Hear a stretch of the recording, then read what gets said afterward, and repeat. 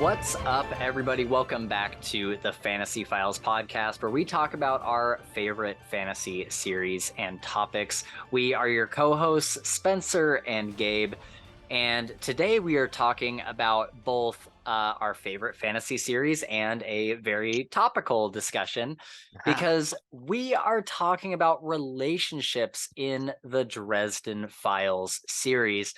And we're not necessarily talking about like romantic relationships. We're talking about like friendships, like Harry and Thomas, and or like even antagonistic relationships like Harry and Nicodemus.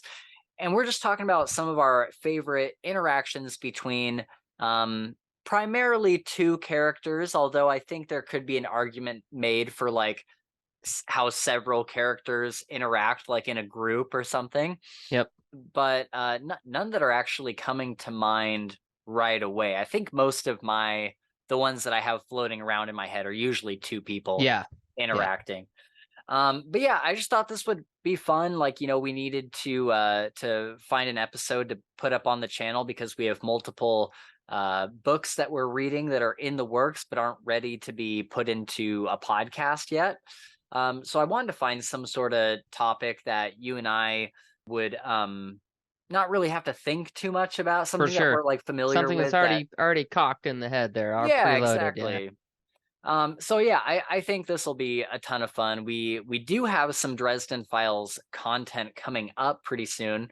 If you guys are curious as to, you know, kind of what's on the horizon, we have a Dresden Files. The next book we're doing is Side Jobs. So we're going to listen to all of the I side can't stories. wait for that, dude. Oh, it's so good. Good. I'm pretty much ready to do it whenever. We have one book that we need to do like next weekend, I think. I talked to my friend today, and I think he's on board for next weekend. Cool. But yeah, we have one that we're for sure doing next week, and then there's another one like 3 weeks out, and so I think maybe it might be time to do Side Jobs and just kind of read through those. So that's on the horizon. We also have Warbreaker by Brandon Sanderson. That's coming up with Bookborn. She's going to be joining us, I think, later in October. She's going to be joining us to do Warbreaker, so that'll be a ton of fun. We also have a lot of Harry Potter stuff coming up. And I think that's for the foreseeable future. I think we're going to kind of we're going to try to finish out Dresden Files, because that's been going since we started the channel. For real, years. And it's been a great way to, like, whenever we like, what should we do? It's always like, we could pick a Dresden Files book. For sure. So yeah, that's been great for our channel, but I think it is probably time to kind of like knock those out as best we can. But then we also started our Into the Cosmere series, where we're going through all the Cosmere books. So that's definitely something that we want to make some progress on here in the near future. And then we definitely want to start our Harry Potter read along. And I think the Harry Potter books, that'll kind of, if we can finish out the Dresden Files, I think the Harry Potter books will kind of fill in like what the Dresden Files is doing for us. Totally. Right? Like, you know, whenever we can just pick up a Harry Potter book and read it. It's not a big deal. It's not like a whole lot of like prep and like serious thought has to go into it. Although there are things to like seriously consider with that series. I think it's one of those. It's something we can do book by book. And if we read a book and then we have 4 other books that come up in the next 2 months, we can go back to Harry Potter and read the next one. Right, exactly. So, yeah, I think that's probably kind of what we're going to be focusing on in the near future. There'll be the occasional like random book where like we read something really good and we're like, we got to like talk about this on the podcast or whatever. But I think that's kind of the plan for now. But I did want to get some Dresden Files content out there because I feel like it's been a while since we've talked about Dresden Files. And so I was just feeling the itch, and I was thinking about some of these characters and how much I love them and how much I love the relationship between certain characters, whether it be good or bad. And I was like, I really want to talk about it. So this might be kind of a shorter episode because it's just the one topic, and Gabe has to get to bed pretty soon here. So we just wanted to pop on for a little bit and talk about this, and hopefully you guys will enjoy it.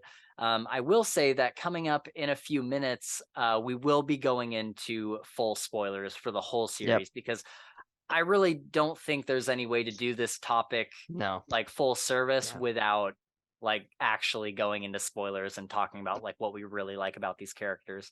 So I know that kind of like potentially divides our audience a little bit, but our Dresden Files episodes always do really, really well. And so I think there's a lot of people that are going to see this and really enjoy it. So yeah, we'll try to get to the point pretty quick here, but I will say, at the top of the show, usually we talk about what we've been reading.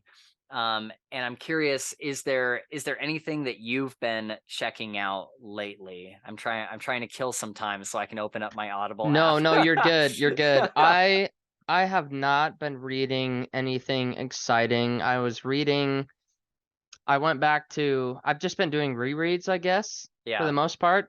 I was rereading the last couple books of the Land series, probably this last week or two, until I needed to jump on that the book that was supposed to be this weekend, but it's going to be next weekend, the Star Wars book. And so yeah, it's going to be probably that this week. But I'm so in the market for something like just new. Like I've been telling myself, because at work now I can listen to music. Oh, cool. Yeah, and so I mean I have to, I get doing a thing, and I can, while I do that thing, which may take an hour or two, I can listen to music. Okay, And cool. so like I've just been going back listening to things that I really enjoy, that make me comfortable and that I always like, but I've been telling myself like, man, I've already listened to this shit 7 times. Like I need something You need something new. New, but like I say that, but then other part of my mind is like, I need something new, but I need it to fit. I need it to fit into what I want. Yeah. And so like I'm just fucking just torn sideways about like, I want something new, but I don't want to try something new and have it not be what I need. You know what I'm saying? Like I'm stuck in a rut right now, dude. Right. I think I have something that'll get you out of a rut. I've read a couple things recently. One of them I did a review for on our channel. You can go check it out.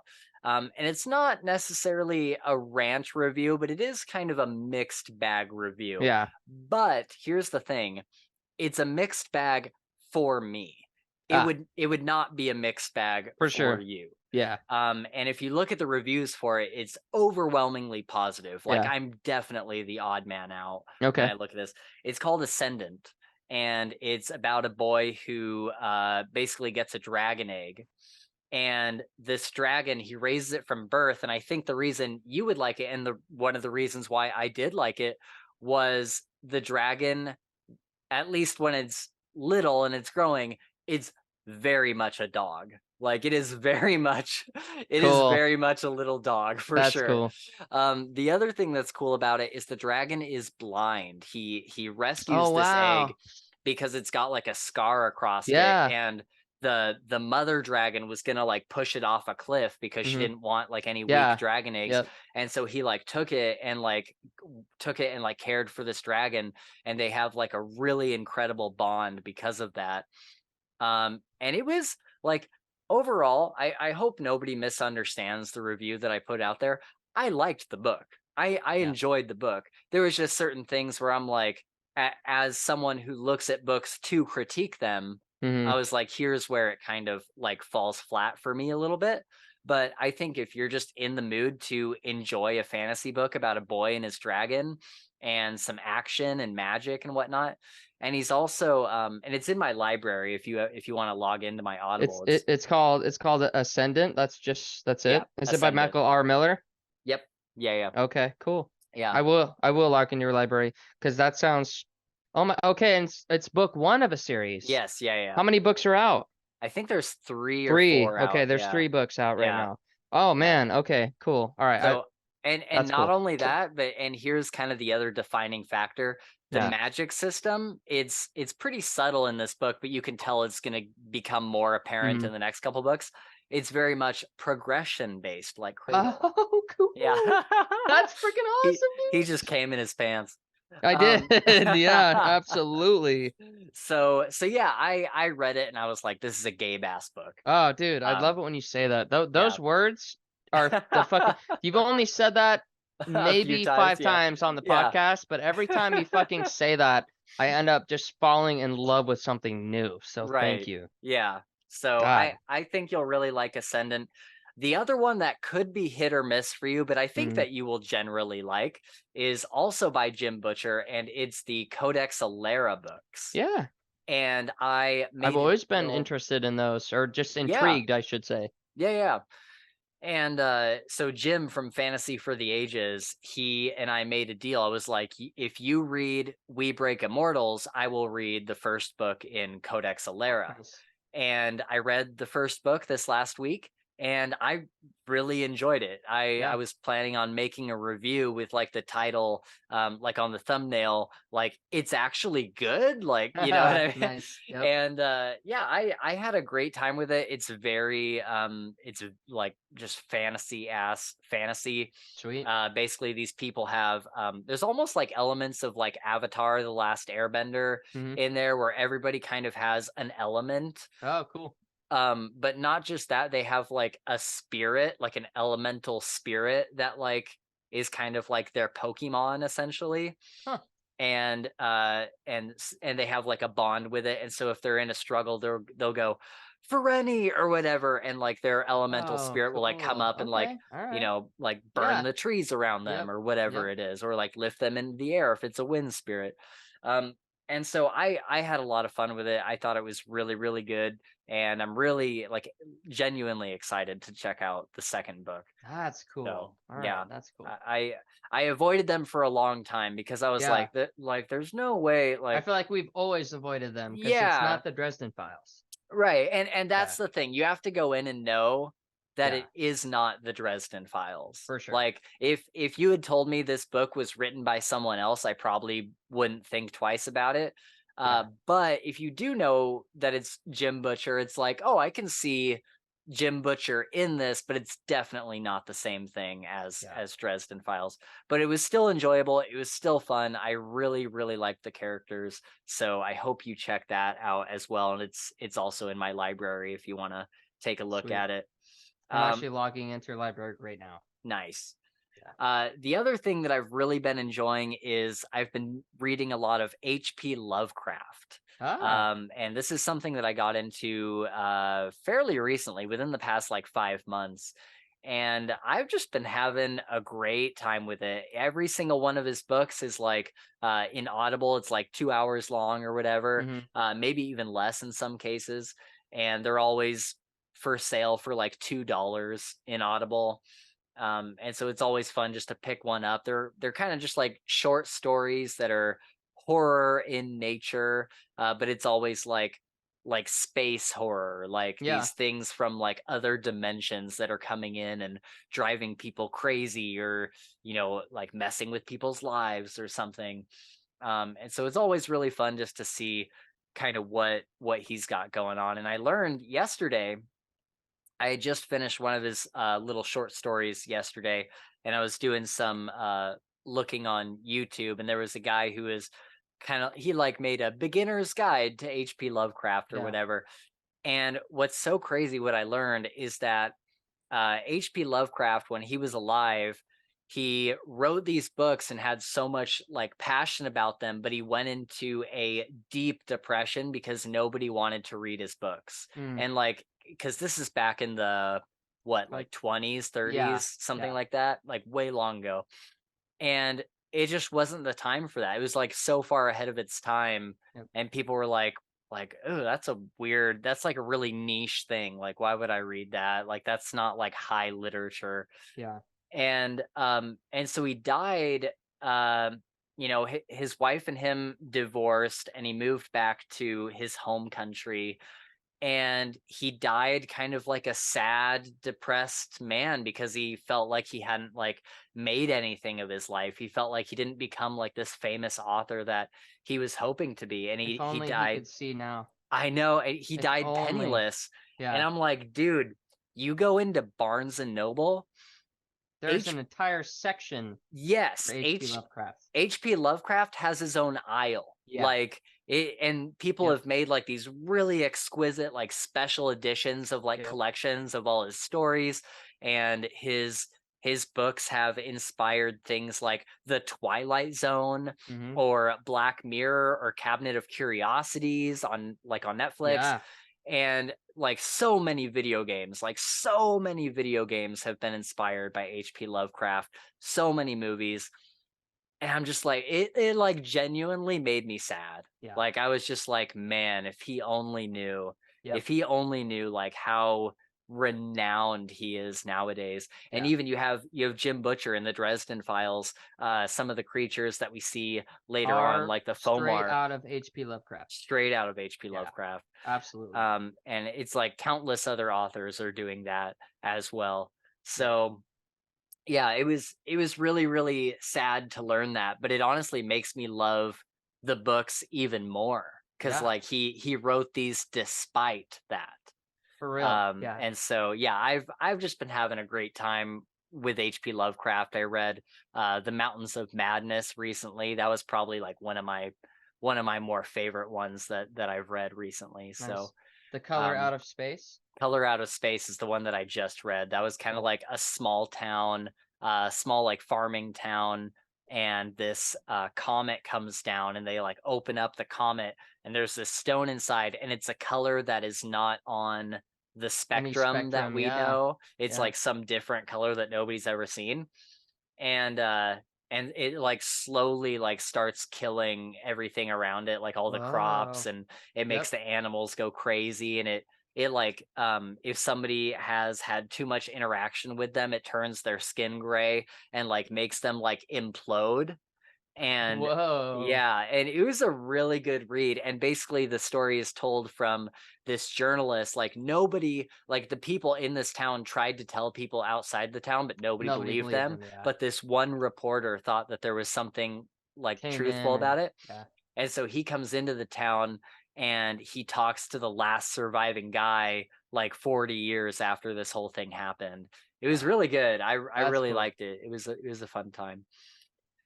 Another um oh just yeah. real quick, something that I forgot to mention is Mm. that, and you know, you read Cradle, you liked it. Yeah, Awesome. You've read Galaxy's Edge, a little bit of it. yeah, yeah. You liked it. You Mhm. need to fucking finish it because I I know. went back and I listened. I was looking at my library. I'm like, yeah, I've listened to Land, but I've only listened to like one book of the Land. Uh-huh. Before the Land, I listened to 6 books of Galaxy's Edge Oh, wow. back to back. Dang. And you need, I do. I'm ready to. I'm gonna choke the shit out of you, dude.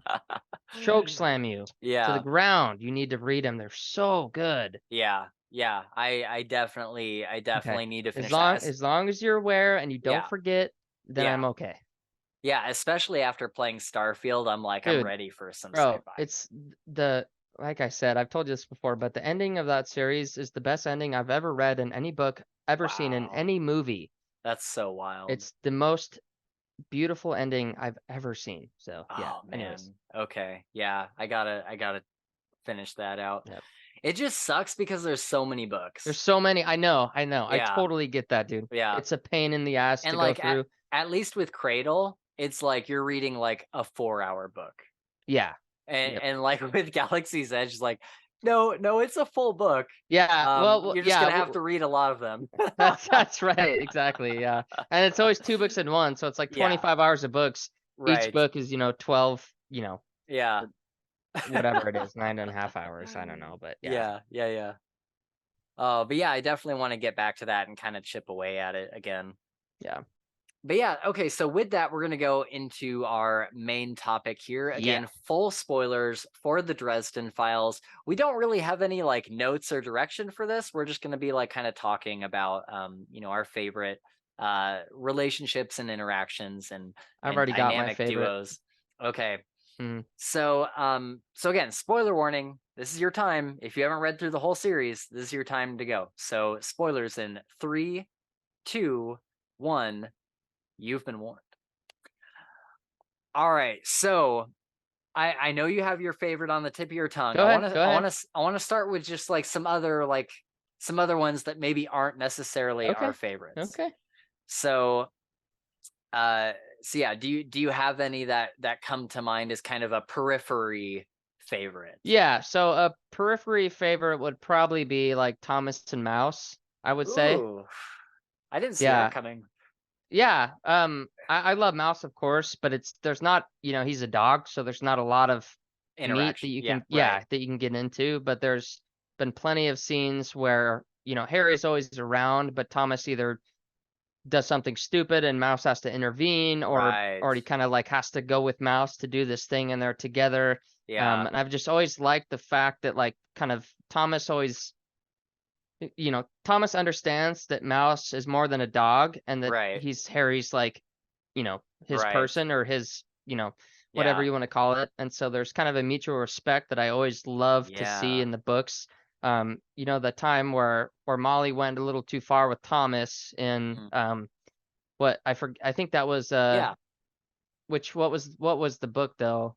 Oh, that was I feel like it was the one with we just read it yeah, too. we did Turncoat. Yeah. Yeah, yeah. And so Mouse has to like basically save Molly's life from Thomas.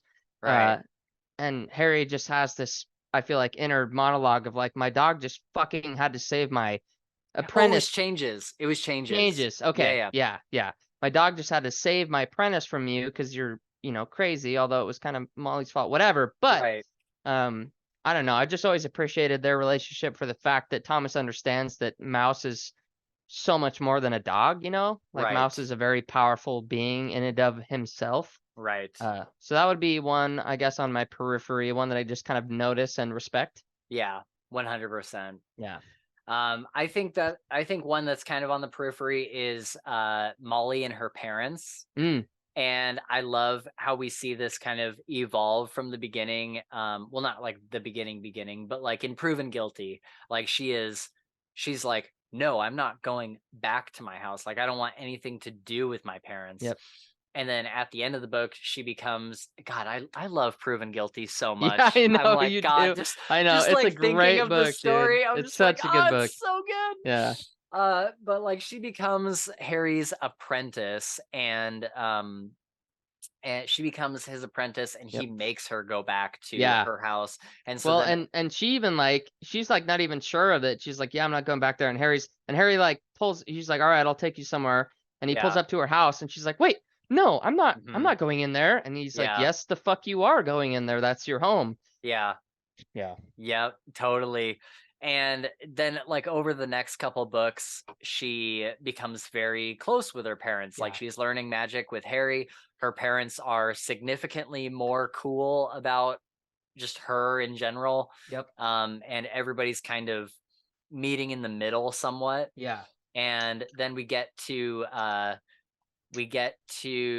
Battleground. Yeah, we get to Battleground, and well, we get to Cold Days, and she becomes the Winter Lady, and Yeah. she's like, I don't want to tell my parents. And in Skin Game, Harry's like, okay, well, if you don't want to tell your parents, like I shouldn't get in the way of that, but like you should want Yeah. to tell your parents because I Yep. think they'd understand. And she's like, nope.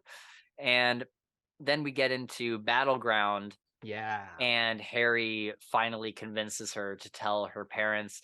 And when she gets home, they're like, oh, of Yep. course we knew. Like, of Yeah. course we knew that you're the Winter Lady. We love you. And they That's brought her such a in. good scene, dude. Oh, it's so good. And She was like just so terrified and just yeah, like, Dad, I need to tell you something, Dad.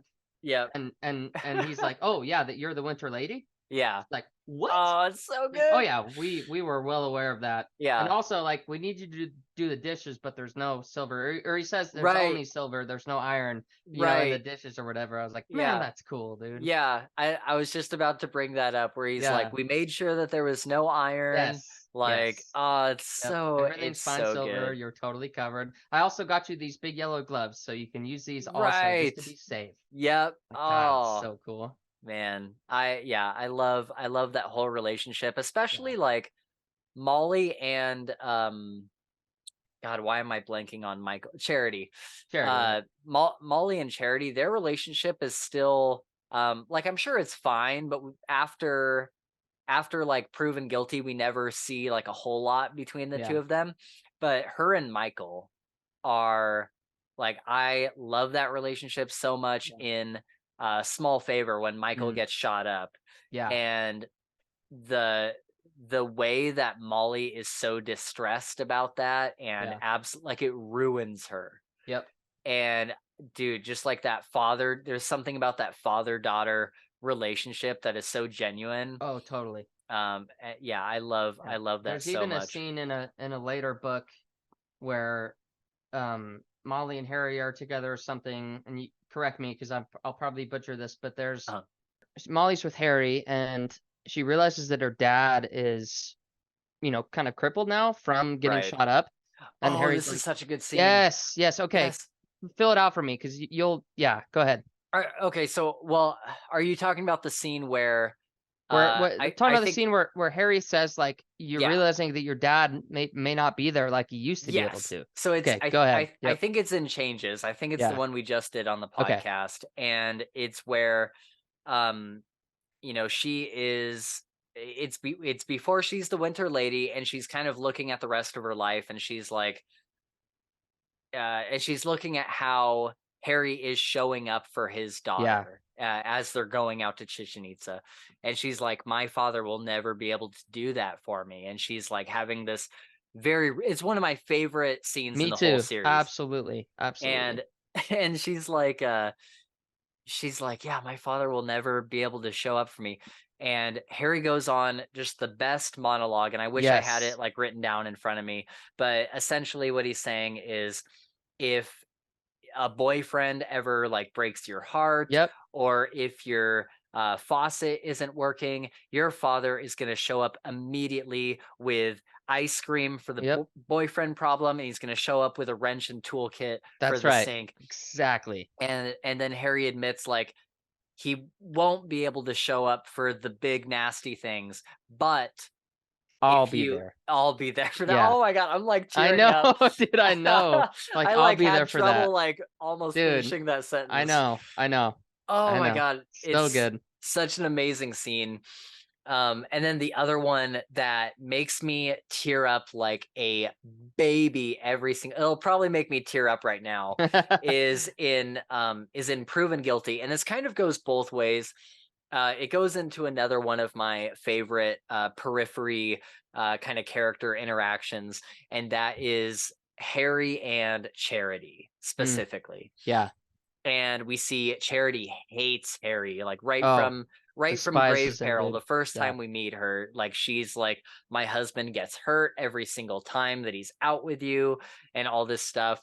And so we see things happen where occasionally Harry will like save her or something. Like I Yep. think it happens at the end of Grave Peril. He like saves her from a Yeah. vampire or something. Um, and then we see like very like incremental growth, but she's still very like antagonistic towards Harry until we get to Proven Guilty. And at the end of Proven Guilty, there's this moment where Charity has gone to Harry because she's like, I need you to get my daughter back. I don't like you, but I know that you can get my daughter For back. sure. And Yep. so they kind of team up for a while, and they're heading out to the Fae to go find Molly. Yes. And That's right. That's when yeah, they go to Arctis Tor, right? yes, Arctis Store. Yeah. Yep. And so they get out there, they have this huge battle, and there was a lot of moments within there where like Harry and Charity were having some growth and like some back and Yeah. forth and like some good moments. But at the end of the day, she still does not like him. Yeah. And she doesn't trust him, she doesn't like him. She thinks that he did this for his own selfish reasons, Mhm. whatever those were, like whatever she thought those were. Yeah. And so they go get Molly, and then they come back to Saint Mary of the Angels, Yep. and they're kind of sitting in there like sheltered inside, away from all the scary stuff outside. And Harry looks at Molly, and he's like, oh my god, she used serious black magic, and he like put it all together. And Yeah. so he's now thinking, okay, so I need to take you before the council, but I'm going to leave it up to you. It's your choice. You can run if you want to, Yeah. but like you should go before the Yep. council. And He's if like, you go before the council, I will have your back every step of the way. yes. He's Yeah. like, they will have to crawl over my dead That's body right. They will have to before crawl they over can my take you. dead body. And Yes. that's what he tells Charity. Oh, it's Because such a good Charity's like, scene. well, It's what such a if good they scene. take my daughter? He's like, over Yeah. my dead, they will have to kill me before they hurt Right. your daughter. Right. Yeah. And before they kind of come to that conclusion, Molly decides like, okay, that's what I'm gonna do. And he like kind of takes Molly to her Yep. mother, and he's like, hey, we need to have a talk. And Molly is telling her mother what they need to do, and Charity is instantly no. Like Yes. we spent all this time trying to go and find Get her her and back. We're get her not letting back, her go and now. like we Yeah. almost died trying to get her back. She's not going to just go before this council. And then there's this moment where she's like, well, she'll just get rid of her power. And I know it's a bit of a tangent, but one thing I love about Jim Butcher's writing is he grew up the son of a pastor, and so he knows a lot about like the Bible and stuff. And so there's this one parable in the Bible called the parable of the talents. And basically it's, the king gave one servant 2 talents, he gave one 5, and he gave one 10. And some of the guys like squandered their money, some of them kept it and invested it and grew it into more money, and then another guy like buried it. And there's this whole moment and I guess this is one of those things where it is kind of like a group dynamic with like Harry, Molly, and Charity. And they're having this conversation where Charity's like, she's gonna get rid of her powers, of course, like, no, she's just gonna get rid of her magic. And Molly's like, that's what you did, Mom. Like, Yeah. that's like, you got rid of your magic. She's like, I want to help the world with my magic, and brings up the parable of the talents. And Yes. it's such a good scene. It's Yep. literally like, it's probably my favorite scene in the whole series. Like that whole like church scene with them, like all the conversations they had there collectively. It's probably my favorite scene in the whole series. And so they're having this moment as mother and daughter. And then the other part of it is Charity's like, she's going through like the 5 stages Yep. of grief or Grief. Yeah. whatever, or however many Yep. stages that is. There's 5. Yeah. Yeah. And finally she gets to like anger and accusation. And he's like, Harry is just trying to take you before the council Oh, so that dude. he can get his own Oh my reward, gosh. or This is so so that good. they see him in like a certain light. And how I picture it in my head, and like how Mo- it kind of sounds in the audiobook, is there's just kind of like this quiet moment where Molly, like, I'm tearing up. Oh my God.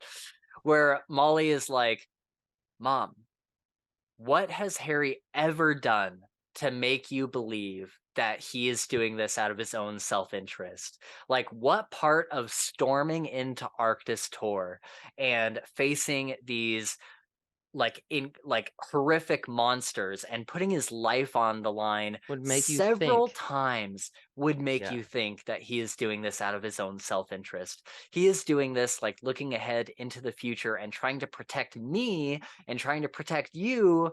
And oh God, it Dude. is such, ooh, it makes me feel something every single Yep. time. And it's never gotten old. I've read that book dozens of times. Well, I want to go read it right now. I know, I know. Like I really just, bad. I Like just want to I want to go drive into work tomorrow and start that book. for real. It's so good.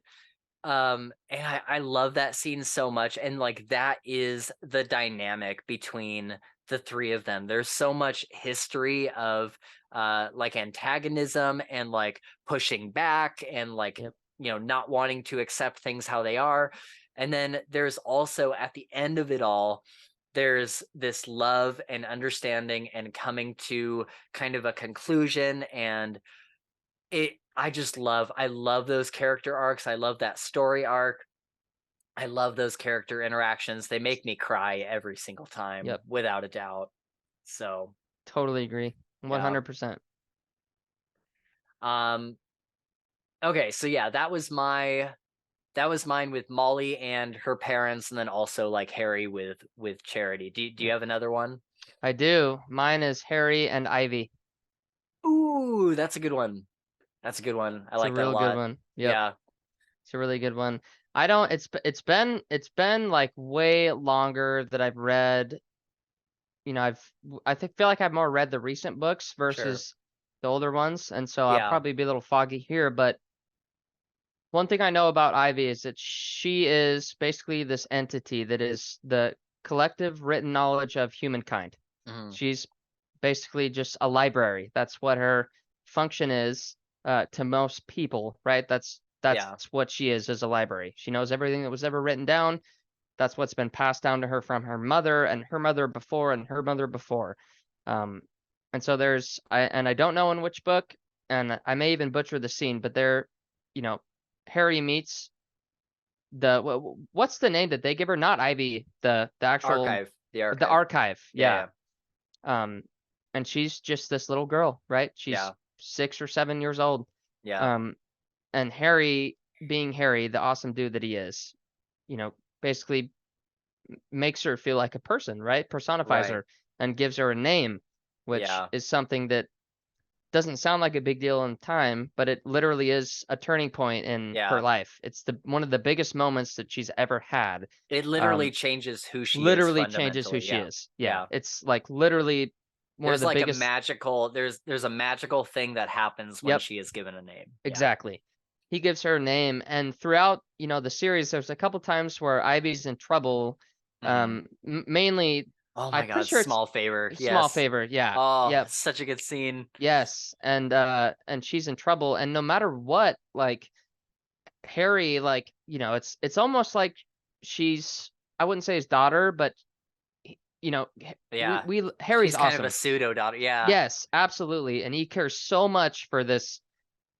Ivy, this Yeah. thing that every other human being is, she's a tool. Right. No, she's like a little girl, and I'm gonna do Right. everything I can to help her. Yeah. And And so Kincaid is the only other one who that's like right, sort of exactly, understands that. exactly, yeah, That's a great and that's relationship what, too. yes, Yeah. absolutely. I think those tie in really well. Yeah. Uh, yeah, so I love seeing them together, and there's times where Harry's there for Ivy, and then there's times where like I Ivy comes through him for Ivy comes him. through for Harry, Yeah. absolutely, and they just have this like awesome, little Yeah. relationship that is so minor in the scope of things, but also means so much in the Yeah. series. It is so powerful.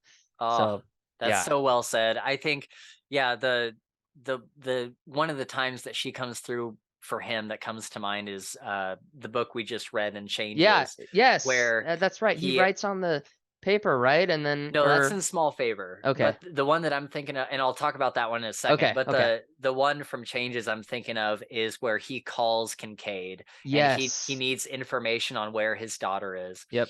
And Kincaid's like, she can't just like give you information. Yeah. Like there's people Like that are like she watching. physically Yeah. can't. Like she Yeah. Like magically cannot just tell you. right. Yep. And Harry is like losing his mind. This is Yeah. my It's like, you have to do daughter. this for Like, me. I've done yeah. so much for Yeah. you. Like, yep. And Kincaid has this moment where he's like, hang on. And he sets down the phone and he comes back and he's like, she says that she can't tell you where the child is. But and it's one of those things where it's like, Yep. but if she Yeah. could tell you where the child is, Yep. she would tell you to look into this organization or something. Yes. And that's Yes. like the most that Ivy can do. And For even sure. that is like stretching like what she's Yep. allowed to do. Yep. It's such a good moment because it's Ah, like yeah. Ivy is trying so hard to help him. Because, yeah, she wants nothing more than to help. And it Right. probably breaks her heart that she Yeah. can't, Right. like she would do anything for Harry because he would do anything for her. Right. Right. And we even see in the side story, did you ever read this? Where I'm I pretty sure you did. read Yeah, it. I was Where gonna bring it up. Yep. yeah, where it's after the events of Changes and Mm-hmm. before peace talks. It's Yeah. probably during the events of Ghost Story. Yeah. And Kincaid has killed Harry Yep. and Contracted by Harry contracted to by kill Harry. Harry. Yep. And I can't remember, but I don't think that he's allowed to tell Ivy that it was contracted by Harry. Like that Harry was the one that contracted it or something. Yeah. I I don't can't know. quite I remember. feel like she may have. She may know. Yeah, because I remember reading it, and it was like, Ivy. I'm just gonna pull it up, honestly. Yeah. Yeah, yeah. Give me just But a second. Go ahead. Keep sure. talking. I'll pull it up. But the key points of it are that Ivy feels so betrayed by Kincaid. Kincaid is this person that has loved her and cared for her like pretty much her whole life. He's basically her dad. And she's willing to split her connection with Kincaid because he killed Harry. Yeah. And I think that's like, that says so much about how much she cares for Harry Yep. specifically. And it makes you wonder if Harry is going to become the Kincaid for Ivy. Like, if she's Ah, not willing to work with Kincaid anymore, I kind of wonder if she's going to go live with Harry. interesting. Yeah. Interesting. The other part of that too is then the relationship between Kincaid and Ivy, right? And Yeah. he's this he's this person that has looked after her for like her entire life.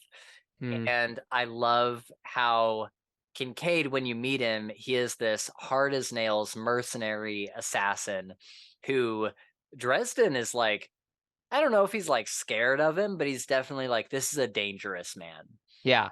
And then you see these quiet moments where Kincaid is interacting with Ivy, and like if they're about to leave like Oh, Dresden's I found apartment it. or Sorry. something. Go ahead though, but I found it. Okay. If they're about to leave like Dresden's apartment or something, he's like, all right, let's get you home in time for your bedtime. If you're good, then on the way home, we'll get like chicken nuggets or something in the Yeah. drive through. And it's just like these little moments of like, he's such a parental figure to her. And they're so close, and you can tell that she genuinely loves Yep. him. But he's also like this person that you wouldn't expect to be that For way. sure. For sure. So I've always enjoyed that interaction as well. Yes. All right. So I found it, and it's not pretty long, but I'm gonna try and uh Skim through it. skim through it. So basically, the first part is I hung up the phone on Dresden and I stared at it for a moment. Damn, and I thought it was a hard case.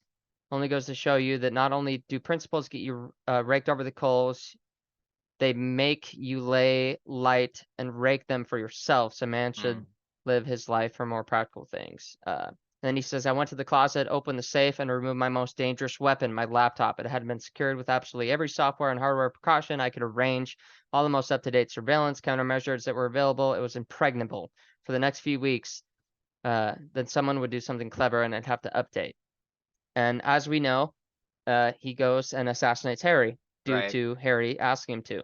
Yeah. Uh, Next part, he says, the archive was standing in the hallway outside my room between me and the door. She was at that awkward age where if I'd actually been the single father I was being paid to imitate, been I'd have been getting worried about uncomfortable conversations. But she wasn't Mm, a pubescent girl, she was the archive, the living mm, memory of humanity and one of the most powerful beings on the planet. And she was furious. mm, Dresden had named her Ivy, and she had clung to it like a teddy bear. mm, I stopped and faced her. I had a gun in the small of my back, another in an ankle holster. I'd store them in a secure compartment in the car before I went into the airport. Not that the gendarmes, that's what it says. uh, Gendarmes would appreciate the distinction if I was caught with them. mm, If the archive decided to come at me, I doubted they'd do much good. She stared at me, a child who I'd been attending since shortly after she could walk, who I'd watched grow up, who sometimes had nightmares, who sometimes got sick. I'd taken mm. care of her. Wow. If I'd been her father and not a hired driver and a gun, that look would have broken something small and fragile way down inside. She knew. In the chest, Kincaid, Ivy said. If you're shooting someone, you've already decided to kill them. There's no reason to shoot him anywhere other than the head if you can, and I can. She took a step towards me, maybe 90 pounds of furious, tearful eyes and newly filled out lips pulled away from a snarl. In the chest, or face me. I thought about asking her why, but in the end, it didn't really matter. She had the power to stop me, for good, and she would use it if I didn't comply. And Mm, chest shot might give the wizard time to throw a death curse at me if he changed his mind. It was mm, less risky proposition than going up against the archive herself. I mm. gave her a small bow. She returned it. Then she stepped aside so that I could walk to the door. I'll be back in 2 days. God, I thought it was. I'll be back in 2 days, I said. Kincaid, Ivy said quietly. I paused at the door. He's my only other friend, she said. I looked back at her. All the knowledge of humanity in one place, but she still couldn't keep the schoolgirl stockings from rumpling by herself. She had the power, she had power and ageless wisdom, but she was still a child. Tears stained her cheeks. My feet reached the pedals now, she said. Your service is no longer required. Oh, For a that's moment, it right. was hard to move. but I owe the wizard, and I repaid what is rightfully owed. Spent enough time on this earth, and that's all that makes sense. It was only a job, I told myself. I turned my back on the little girl and left to kill the wizard. Never did say goodbye. Ooh. Dude. That's interesting. I forgot that she had told him to shoot in the chest because she knew Yeah. that there was a potential for him to be saved by Mab or Yep. whoever. That's interesting because yeah, if he had shot Harry in the head, there's no No way way. He'd be that dead. Mab Yeah. could have revived Yep. him. Oh man, Yeah. that's great. That's It's great. wild. So yeah, anyway, I love that relationship. There's also another moment we kind of hinted at it earlier where uh Harry in small favor is looking for her, and he knows that Nicodemus has her on the island, Yep. and so he writes on a piece of paper, "We're coming for you. Yep. Don't It'll be worry, okay. We're it'll coming be for you. okay." Yeah. Oh my Yeah. god. It's so good. I'm And like, then later "Oh, when he finds her, she's she of says she got course, it." yeah, but I mean, she's just this girl that's chained up and naked and like They being like used, shaved her head shaved and her head and just tortured her. yeah. And Harry's like, I'm here, like I said, and she's like, I got your message. I just was crying, dude. I'm Oh like, holy god. crap. It's so Oh my good. God. It's so good. Yeah. Um so yeah, I love the relationship with Ivy between Harry and her and even Kincaid and her, like they're both so good. Um and yeah, it's funny looking at the Dresden Files characters and thinking like out of all the like heroes that we have, there's really no one else willing to be that for her. Yep. It's kind of interesting. Um, I think another favorite of mine, I feel like this is kind of a softball one. Okay. Um, and surprisingly, oh man, it's so hard to rank these, right? Like it's Oh, like super, dude. like I don't know how I would ever rank these, No. but there's other ones that I like more, but the relationship between Harry and Karen Murphy, Oh yeah. um, That's dude, a solid choice. yeah, that is like, and I know that's kind of like a softball one, like of course that relationship, but Still, it is one of the most important relationships of yeah, this entire series. oh So yeah, without a yeah. doubt. Yeah. And man, yeah, there are moments that just like make me cry. Yep. And like of course, like Karen dying in Yeah. Battleground, that is like the culmination of that relationship. Yep. And like them finally getting together, like that's such a good Yep. moment. But all the stuff along the way, you go back to Stormfront, Full Moon, um, Grave Peril is where it starts to turn around, but Stormfront, Full Moon, Karen Murphy like hates him. Like Yeah. she like does not trust him. She like chains him up in her office and isn't aware that like things are going to hell like Yeah. otherwise. And he's like, "I'm trying to protect you." And she's like, "You're gonna stay here." And so it goes from like this really antagonistic relationship. And I think there's an alternate world where maybe Jim Butcher was going to write her as like a foil to Harry Mm. and they would have been at odds. But I'm so glad that he wrote her as a friend because Yeah. there's so many moments where they get like closer and closer to each other, not even in like a romantic way necessarily, but like in Grave Peril she calls him over because her friend has been taken under by the I forget what they called him, but like Kravitz or whatever his name Oh, was, yep. that was like Yep. going into people's heads. Yep. Uh With the one eye, the drug yeah. thing. Yeah. No, that was in the Or the first book. oh. This was the other sorcerer that had like died and was like possessing people and like Oh, going and into she their minds. possessed like her cop friend, and Harry had to Yes. go in there and like rip the chains from the guy. Yes, Okay. exactly. Yeah, All yeah, right. yeah. Yep. And so like that scene where Murphy is like, I don't know who else to call, like you're Yeah. it. And then there's a really interesting wrinkle that gets thrown into that too, where uh Kravitz or whatever his name is, he impersonates Harry and he shows up to Murphy's Yes, office and and he like I does the forgot about that, does and the thing. fucks. fucks her up, dude. Yeah. Yeah. And so now not only is she traumatized, but also he was wearing the Fearful. skin of Yeah. Harry. Yeah. And so there's this whole kind of like this thing between them that has to come to like a Yep. reconciliation. It's so good. Like their friendship has been so complicated at so many different Yeah. times, and like, but in such a compelling way, like not complicated just for complicated sake, but Yeah. there's actual like real depth and like intensity and complications Hmm. there. And I think it's just written so well. It's Oh, one of the most well written relationships in the series, I think. absolutely. Yeah.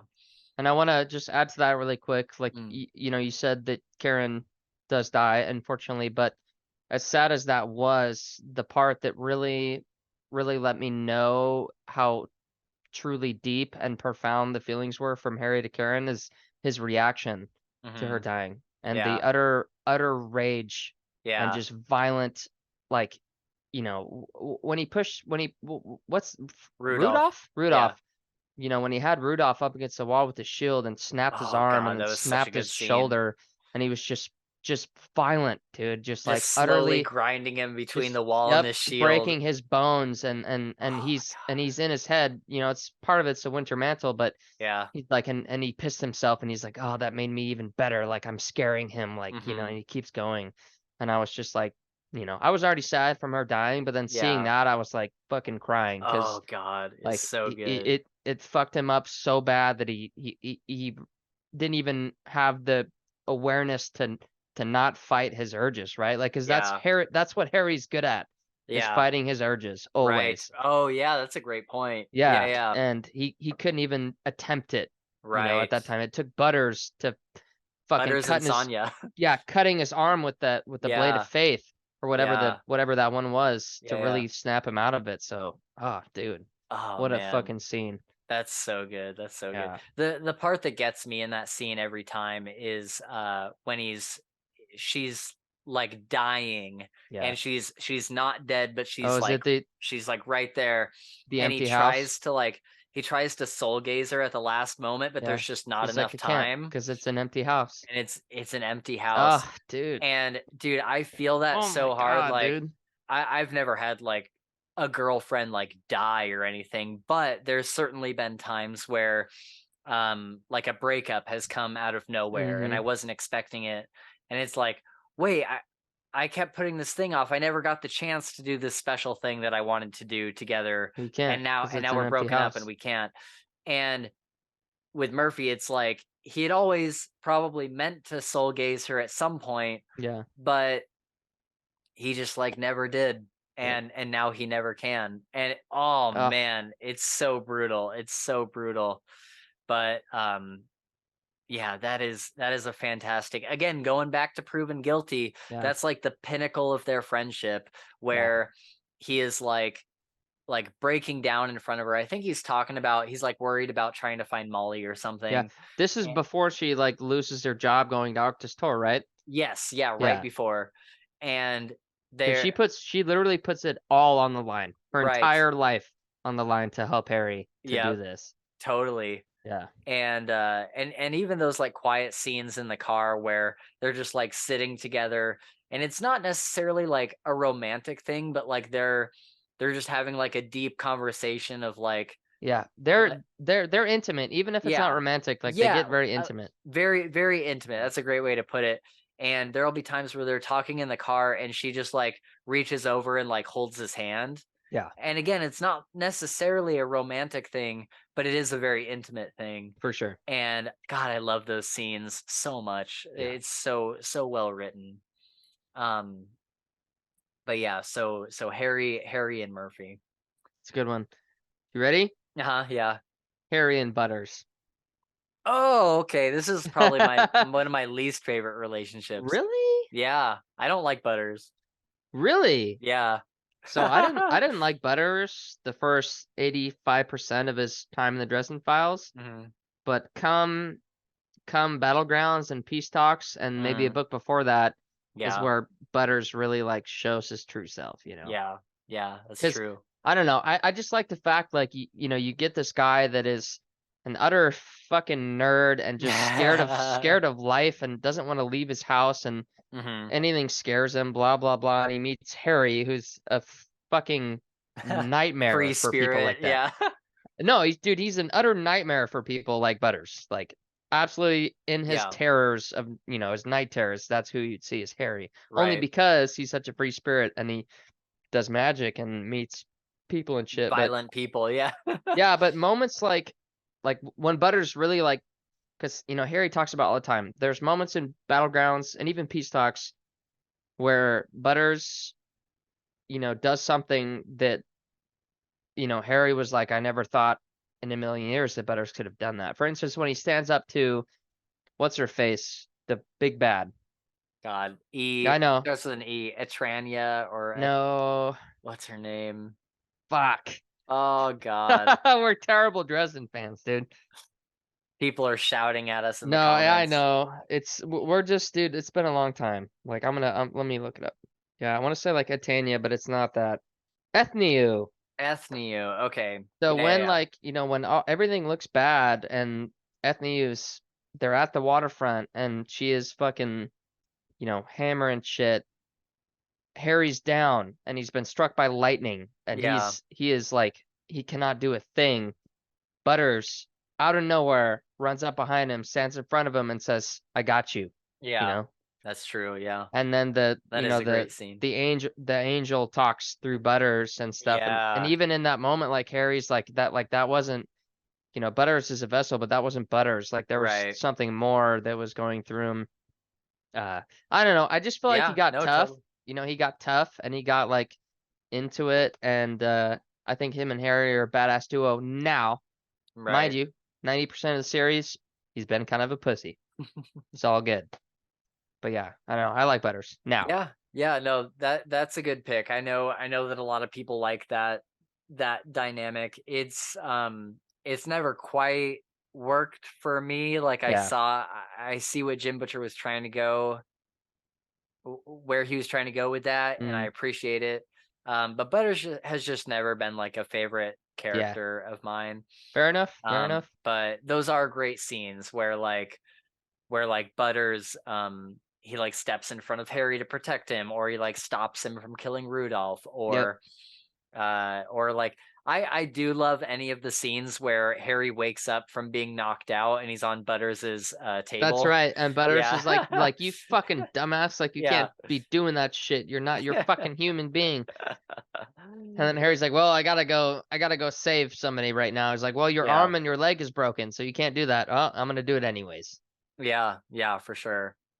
What do you think, since we're talking about Butters, what do you think of any of the, I don't have like one in mind that like springs Mhm. to the forefront, but any of the werewolves? Are there any relationships in there that you think of particularly? With Butters or just the Just any of wolves in them, and general. any of the werewolves with any of the other characters, or the werewolves with each other or anything? Yeah, no, I think that Andy is a big one. Only because she kind of gets with With Butters? Butters. Yeah. Yep, and then Harry also kind of breaks into their house and they Oh have yeah, some that was a stuff. great scene. Yeah. Yep, great scene. What about Billy and Georgia? I've liked, I like Billy and Georgia a lot. yeah. I like I the way think that yep, Jim describes them. yes, me too, totally. Yeah. Mind you, like they're not super prevalent. I would Right. they're not like obviously main character in the series, Right, yeah. but I've always enjoyed them and Harry just loves them and that's like that's like one of Harry's like OG like original people Right. would be them. Yeah. Uh, so he's always taken good care of his wolves, and they've taken good care of him.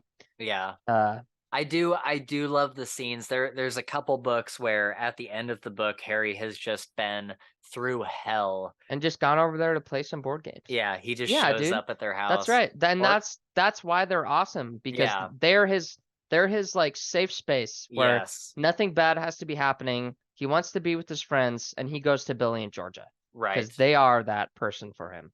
That's so true. Yeah. Yeah.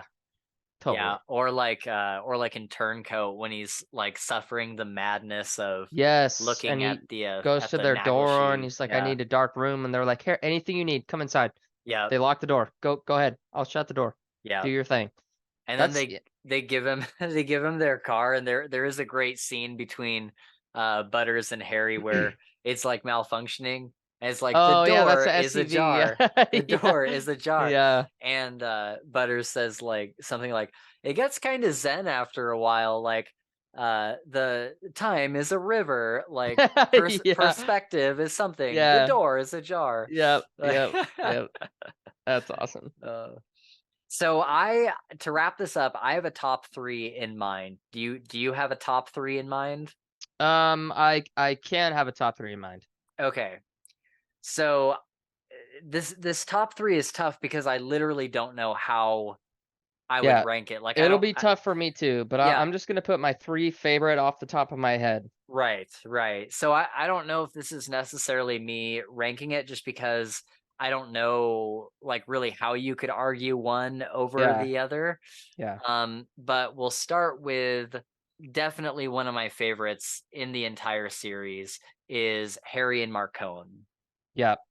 And dude, Marcone is like quite possibly my favorite Oh character. yeah. I love Marcone so much. I think he's so underrated as a character, and I just love the banter with him and Harry. And we've talked about this on the podcast before, but I love the respect between the two of them. Like in I think it's White Knight where Harry learns that Marcone kind of has like a pseudo daughter type person that he's Yeah. like looking out Yep. for, and he like visits her in the hospital, and he takes the shroud of Turin to her, like hoping that Yeah. it will revive her from her coma. And this is a girl that Marcone himself had accidentally shot when he was younger. Yes. Yes. And or no, he didn't shoot it. It was one of like his gang members, but His he flunkies. Yep. feels responsible for it. Yeah. Um, and so it's this moment. I feel like that was such a massive turning point where even Harry says himself, "I can't hate him.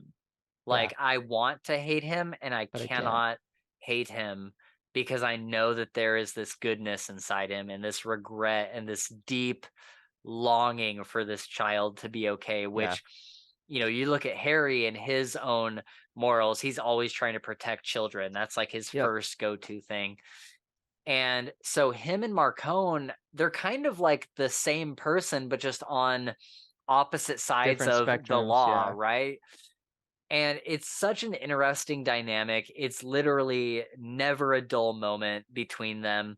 One of my favorite scenes between them is when they what is it? Is it oh yeah, it's changes when Harry is trying to get information as to like where Chichen Itza is or like where Mm. his daughter like might be, and then Marcone says that it might be Chichen Itza, Yeah. and they meet at Burger King, Yeah. and Marcone like shows up, and he's in like his very like his like suit and tie and Yep. everything, and he's in this booth at Burger King with Hendrix and Guard, and he's like, "What is it, Harry?" And Harry's got like the Burger King crown on his Yeah. head, and he's Yeah. got like his chicken nuggets, and he's like, "Man, I just love the Whopper." And he like goes on and he like talks about like the food at Burger King. He's like, Yeah. "They have the best food here. They always treat me right." He's like, "There's something about the sauce." And he's just like going on, Yep. and Marcone is just sitting there in the booth like, Like this "You motherfucker, dude. motherfucker." Like Yeah. Yep. it's such a perfect scene. And Harry always has like a purpose for doing that. He's always trying to he knows exactly how far he has to antagonize Marcone to get him to do what he Yeah. wants. And so it's so funny watching these two um I guess like you could say highly manipulative people. Like they Yeah. both know exactly what they're doing at any given time. And it's so funny to watch them both work, but in completely different ways that both really piss each other off. For sure. It's so good. I never ever get bored of it. Oh And yeah. then by far my favorite scene between the two of them is the bromance scene from Battleground, Oh, where good one. we get to the end and Marcone is seen to like have a coin, Thorn Namshiel, Yep. and they're fighting Ethniu on the beach, and they're like I mean, they've been teamed up multiple times. Matter of fact, dude, White Knight was another great moment Yep. where everything's going to hell. Harry Aparturum opens up the portal and Marcone and his crew come out. Yes, dude. Let's So fucking sick. So go. sick. It's so good. It's so good. I love that whole thing between the two Yeah. of them. And even the phone call before that where Harry, we don't know exactly what's going on at this point in the book, but Harry calls Marcone and he's like, I need your help with this. And Marcone's like, Why would I help you? he's like, why would I help you? And Harry's like, because I like really need it, and like makes some argument. Yep. Marcone's like, I'll help you on one condition. And Harry's like, what? He's like, say please. Yes. And Yes, Harry's dude. like, fuck. And Yes. and Harry like Yep. Harry says please, and Marcone's like, say Done. pretty please. Oh, yes, that's right. And Harry's like, Pretty pretty please, please. motherfucker, I'll do Yeah, anything. motherfucker. Yeah, that's right. And then Marcone's like, say pretty please with a cherry on top. And Harry goes, go fuck yourself. And Yeah. like slams the phone. Yeah. It's Yeah. such a good Yeah. moment. That's a good scene. Oh, it's so good.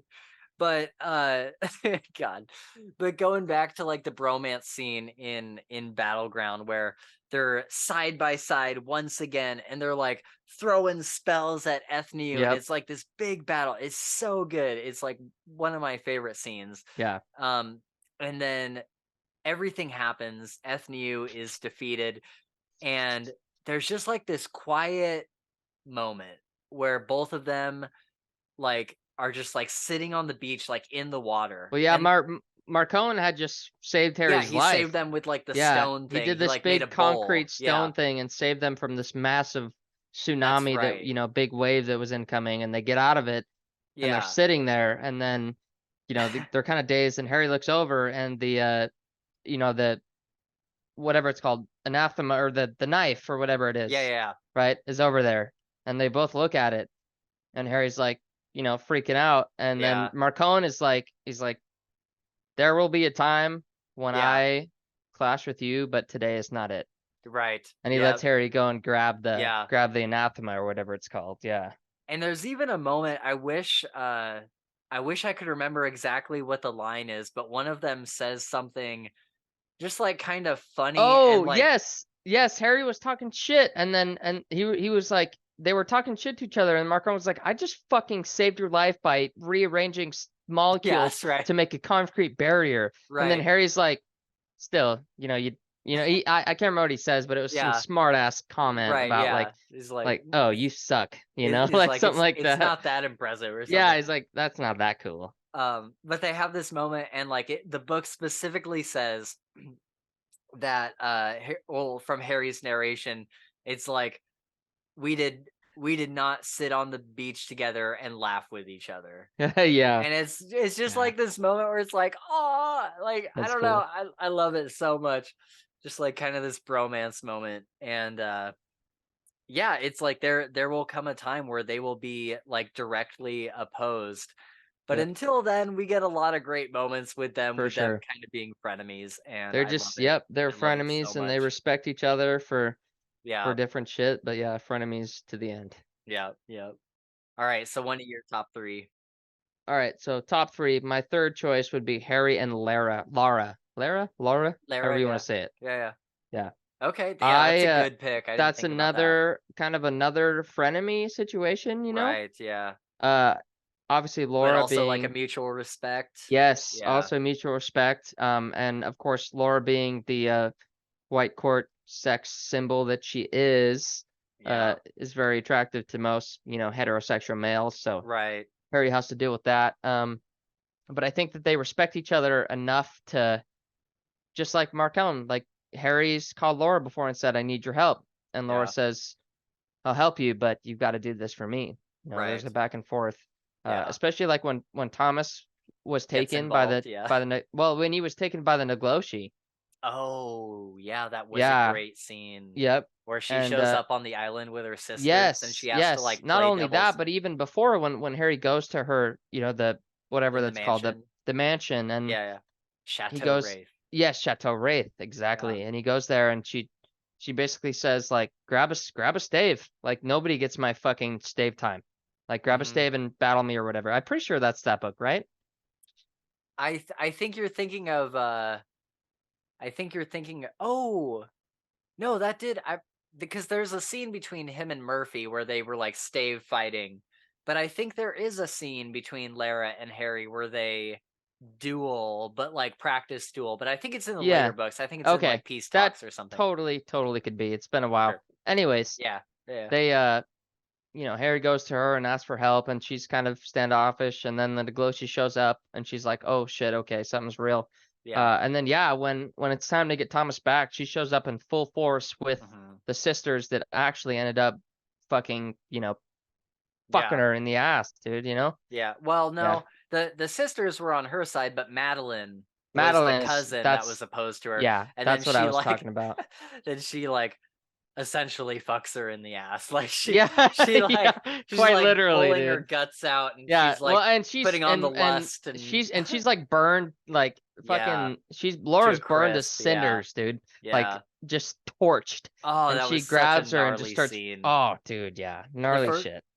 the first time I read that, Yeah, that's enough to make you like, whoa, yeah, shit. Did I I just was eat breakfast? I gotta yeah. I gotta think Yeah, did about I that for a just eat second. breakfast? Yeah. Yeah. And then like in Battleground we get to see that they're essentially like getting married, I guess. Yes, And that's we'll true. have to That's true. see what I can't happens with wait to it. see what happens in the next book. We got a Yeah. little sneak peek in the book Yeah. after Battlegrounds, but that was only Yeah. just a little taste Yeah, of yeah, what's the gonna short happen. story. Yeah, Yeah. yeah. Oh man. Yeah, the next one that we get I'm super When the excited fuck is for. it gonna come out, dude? Well, he's putting out the next Cinder Spires book that should be out early next year. Okay. And So what, we then got another 10 years? no, no, no. I think he's committed to doing them quicker. All And right. I think what he's gonna do is put out 12 months, which is the next book, Yeah. That's what in about I'm 12 waiting for. months. Yeah. All right, It'll cool. be about next fall. I Hope can wait a year. that's the expected. I'm hoping I'll just forget about it for 12 I know. months Yep. and then Yeah, it'll yeah, yeah. surprise me, you Yep. know? That's what Right. I'm hoping for. Yeah. So that'll be interesting, and we do learn that Harry is like, because Jim did an interview recently where he's talking about like he is getting ready for his marriage with Lara, and at the end of the book, like that is the end of 12 months, so that is like when the wedding will Yep. be. And also Jim dropped a huge thing for me. Like I lost my mind about it. He said in 12 months, the next book, Harry gets a new apprentice. Oh, And that's gonna be that the girl that would start the 3-book apocalypse. The ending of the Dresden Files. What's her name? I don't know. It was an apprentice that he had a long time ago that we only saw for like maybe half a book. You've literally told me that before. I can't remember her name, dude. I'm sorry. There's Kim Delaney Kim from like Delaney. I think that's it. but she's dead. Okay. So you said the trilogy that'll end the Dresden Yeah, Files? yeah, yeah. You told me one time that there's a female character that is gonna pop off that apocalypse. And you Oh. you told me that there was a female and that you told me her name, but I cannot remember it. Oh, no, no, no. Yeah, so what that was, there might be something like that. I'd have to go back Okay. into like the Dresden theories and look into it. Okay. But one thing I do remember is that from the very first book, oh yeah, this is what it was. So in the very first book, remember Victor Sells Yeah. and his Yep. wife hired Harry to Yep. hurt her children. Yeah. um Jim has said they are going to come back, and they will be, I don't know if they're going to like pop off the apocalypse, Okay. but they will be there, like you will see them Ah. right before the Okay. apocalypse kicks Okay. off. Gotcha. But there might be another thing that like kicks off the Yeah. apocalypse that's been Yeah. talked about before and I'm just forgetting. No, it's all good. I just remember you saying that, so I wanted to Yeah, make sure for I sure. knew. Yeah. Yeah. um But yeah, I'm interested to figure out who his new I apprentice can't is wait. I because wish I wish I'm like so I had excited. like a fast forward button. I Like know. fuck the rest of my life, dude. I know. Like I don't give a shit about it. Like Like the just movie. skip me a year or 2 or 3 or 7, whatever it is, until I Yeah, can read the next book, right. Yeah, like you the know? movie Click or Yeah. whatever, where Yeah, he's like, fast fucking oh forward, dude. God, that's such a good movie. Yeah, it is a good Um, movie. I love Adam Sandler. mhm. So okay, so that's your number three. Yep. So my number two is and again, I don't even know if I'm like necessarily ranking these because it's so hard to, I but know it's yeah.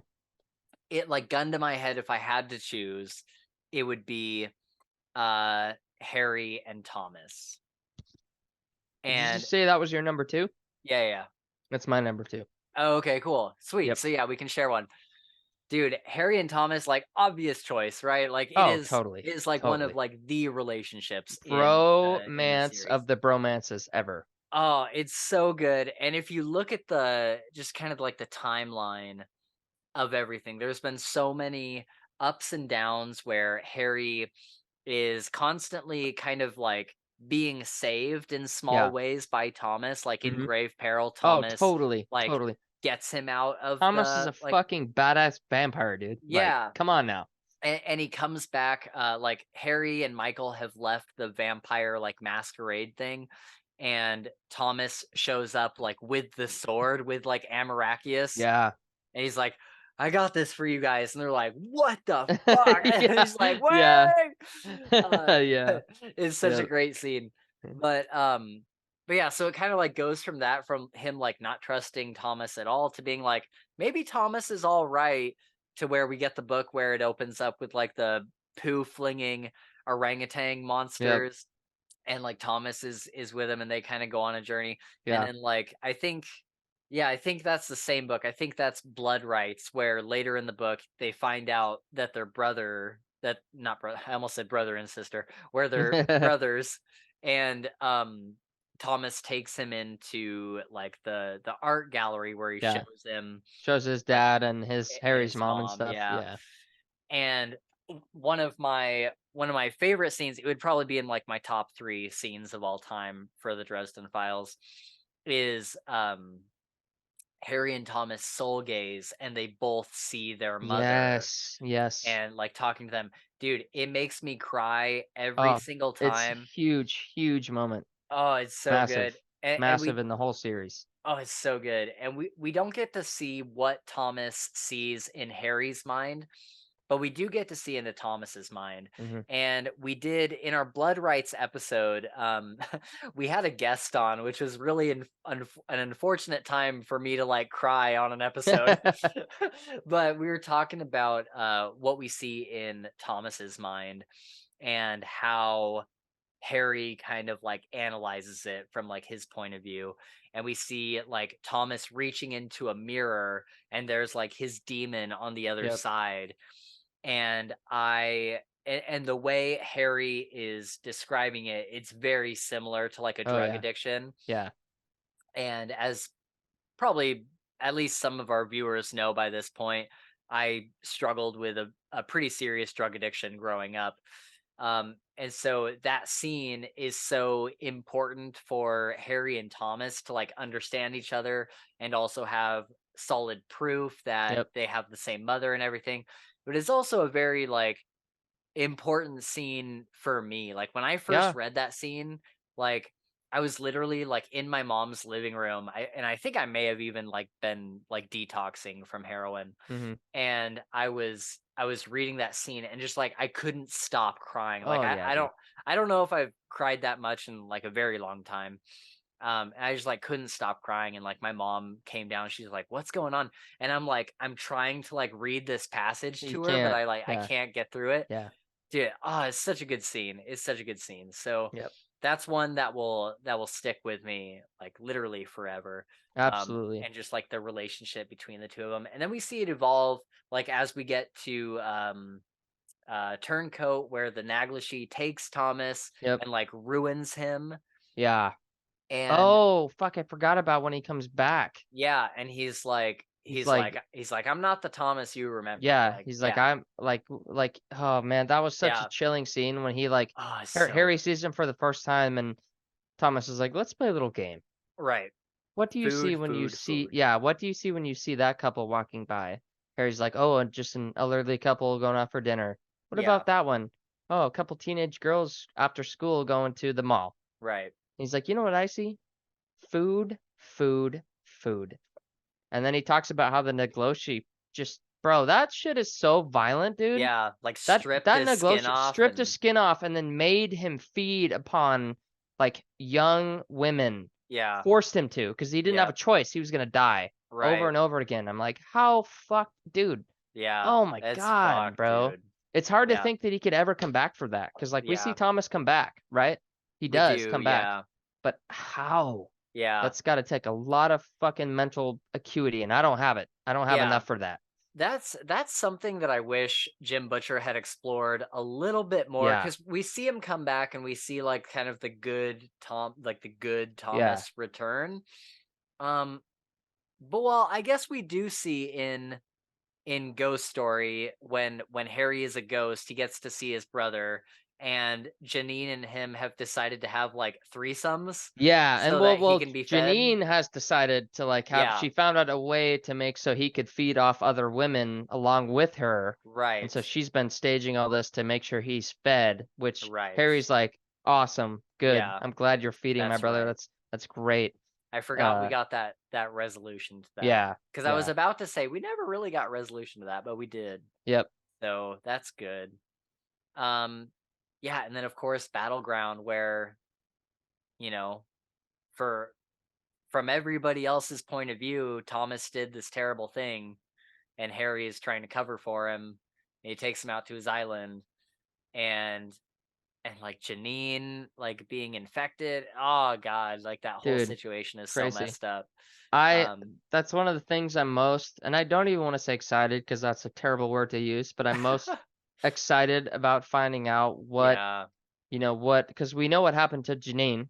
Like right. we understand that she was infected by a walker, whatever you want to say. Yeah, yeah, Uh, but what's gonna happen to Thomas? yeah, Can he get out? Can he not? Will we right. see him again? Will we not? God, it just Yeah. tears me up, dude. Oh, it's gonna be tough. Yeah. I don't know what else. Because this was one of your favorite ones That too. was So my second. Yeah. yes, So is there any specific scenes of Thomas and Harry that come to mind when you think of it that made it your number two? yeah, so probably the one that I talked about when Molly accidentally soul gazed Thomas and Right. Thomas started to feed on her and not even, ignore Mouse, but the interaction between Harry and Thomas, Yeah. because After Thomas was that. like, yeah, Thomas was like so fucking not broken, but he was so like just like I didn't mean to. Like I would never, I did not mean to do that. And he's like, Yeah. you almost fucking ate my apprentice. Get out. Get Yeah. out. I never want to see you here again. Just really, really mean shit, which is understandable. Yeah. Um, so probably that. And then I would also say um when Harry, okay, all right, this is a couple times this happens. Hmm. And you'll know this. But whenever Thomas says down, which happens several times in the series. Oh yeah, like in an action Yeah. scene, and then he Yes. like his saber like goes above Harry's Yep. head or Or a something. Yeah. shotgun blast. Yeah. And Harry, Oh. because no matter what, whenever Thomas yells down, Harry drops. And there Yeah. was a scene when There's Harry like a was about to be trust. when he was about to be sold on eBay by the fucking Yeah. little weird Oh vampire guy. yes. Yeah. And Mouse and Thomas are like in the gravel parking lot, and Harry Yeah. managed to just get out with whatever that cop's name is. I forget. Right. Oh, Rollins. Rollins, thank Yeah, you. yeah. Yeah. Rollins And is such a good character. anytime Harry I and hear Rollins is such a good duo. yes, I love yes. that. Yep. Yeah. Anytime I hear Thomas yell down, I'm just like, oh shit, get down. You know what I Yeah. mean? Like Oh, he's gonna do some badass shit because it a happens few like at times. Yeah. least 4 or 5 times in the series, Yeah. and I love it every time. Yeah, that scene in particular is so good because Yeah. there's such a trust between them that Hmm. like in a high stakes situation, like look at the picture behind me. Like that is Yeah. the perfect Yep. depiction. Totally. That's the perfect Totally. depiction of them Totally. Like they're just like back to back, like Yep. fighting the world. I love that so much. Yes. Another scene real quick that comes to mind, I forget what book it's from. I want to say White Knight, but it could just as easily be like Small Favor or What's the something, scene? where they decide to go for a run, and Harry is trying to understand what, and this is another one that like Yeah. really like struck me, having like the Yep. kind of like This one addiction this one got me background. too, dude. Yep. And like they're running, and Harry's like, I just want you to tell me what it's like I Yeah. just want you to like explain why you can never be like satisfied as a Mhm. vampire or whatever. And it works so well for the addiction analogy. Yeah. And they're running on the sand. Thomas is like, race me. And so they run to a point, and then they turn back, and he's like, first one to the car. And they're like pushing it to their limit, like they're Harry's running. like dying, like Yeah, can barely breathe. yeah, and Harry's not the Winter Knight yet, so No, he's yeah. just got his own He's like human racing a energy. vampire Right, right now yeah, as a human being. yeah, and so Yeah. he's pushing as hard as he can go. He can barely breathe, and like finally he gets to the car, and Thomas like is actually like right behind him. Like Harry Yeah. gets there first. He like grabs the water, and he like gets a little bit into his mouth, just a little bit of water, and Thomas hits the bottle away, Yep. and he goes, "That's what it's That's like." what it feels like, yeah. Oh, it was such a mic drop moment, Dude, and yeah. such an amazing moment for their relationship, where in an instant Harry has some sort of foundation to build from, where he's like, "Oh, I get it." And it's the Yep. first time that he's like really understood Thomas. Oh, it's such a good moment. Such a good moment. Dude, absolutely. Absolutely. Are you ready Yes, I'm for my ready. number one pick? Yes, so yeah, we're down to our number one. I'm excited to hear Okay. like what it is and your reasoning for it. This is probably not gonna be a surprise to most. Sure. Uh, but as I'm sure you guys have seen in plenty of other videos and plenty of other reviews, like I am very much an animal person. Spencer is too. Mhm. Uh, but yeah, my number one is between Mouse and Harry. Yeah. And Yeah. even today I was thinking about, this is maybe a little meta, whatever, but Sure. I was thinking about, you know, my dog and just the level or how profound my feelings are towards this animal, Right. you know? It's hard for me to comprehend sometimes Mhm. because it's so violently powerful, you Right. know? Yeah, yeah. Like it's hard to think like what I would do if I didn't have this dog. Mhm. And so I can only imagine what Harry feels towards Mouse, who is not just a dog. Yeah. He is an He's like absolute sentient. fucking superhero dog, dude. Yeah. Like he's sentient. He understands language. He's got power. Like he protects people in the way that like no dog really could. Mind Yeah. you, there's a lot of, my dog would protect me any second, but not in the way that Mouse can, you know. He Right. can't, Right, right. my dog can't stop a train. Mouse probably could. Yeah. So Yeah. yeah, so I was thinking today, and I think I do it frequently, but Right. there's just like a level of extremeness to animals, I guess, Mhm. especially when you're attached to him. Like I know you Yeah. feel that way about Hank. Right, yeah. Like he is your He's like a person. child, yeah. He's your child. Yeah, exactly. That's how I feel about my dog too, and it's just not something that can really be like changed or overcome by anything else. It's just very powerful. It's Right. there and it's Yeah. not going to change. So I don't know. I love Mouse. I think that Mouse is friggin' awesome, and I cannot wait to do the side stories because there's a Mouse side Yes. story that Yep. is going to be so cool to talk about. So Yep. yeah, that's my number one for the Dresden Files is Mouse and Harry. Yeah. Yeah, yeah. I loved of course like the beginning when he first gets Mouse, and Yeah. he's like he's tasked by these like Tibetan Yep. monks Yep. to like go and get like all these dogs, That's right. and he delivers the box to the monk, and he's like, "Oh, there's one missing." And Harry's like, "What is there?" He's like, "I swear I got them Yeah, all. I I had all of them in there. He's like, I grabbed all the ones that I saw." And the monk's like, "Oh well, like whatever," and kind of takes off. Yep. Harry gets back in his car. It turns out that one of the dogs has like climbed under his seat, And like Yeah. when Yep. they're going through the ticket booth somewhere, I forget, like exiting a parking lot, Yeah. and the attendant is a black court vampire, and Mouse like jumps out the back and like takes off, Yeah. I think it's like a finger or an ear or something, Yep. and Mouse is just like in the back seat Yeah. like chewing on Yeah. it and That's stuff. like a little like 10-week-old puppy, dude. Like just Yeah, a dude. brand new dog. And Ah. I love all the moments too of like this is the porn book, what when he goes to like the Yeah. porn studio, Yep.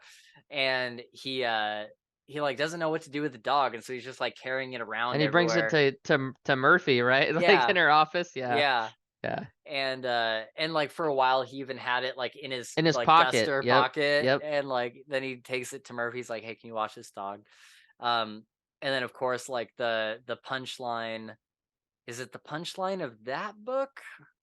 Yeah, it's the punchline of that book where at the very end, Thomas and him are like looking at the dog, and or no, Thomas went and got groceries, and Harry's like, the final line is, "Why did you buy extra large dog food?" And it's like, because Harry doesn't know at that point Yeah. that he's going to become like this big like Yep. mountain dog, Yep. but like Thomas has like some inclination that Yeah. he will. Um, and so I love how that develops, and I should go back and reread.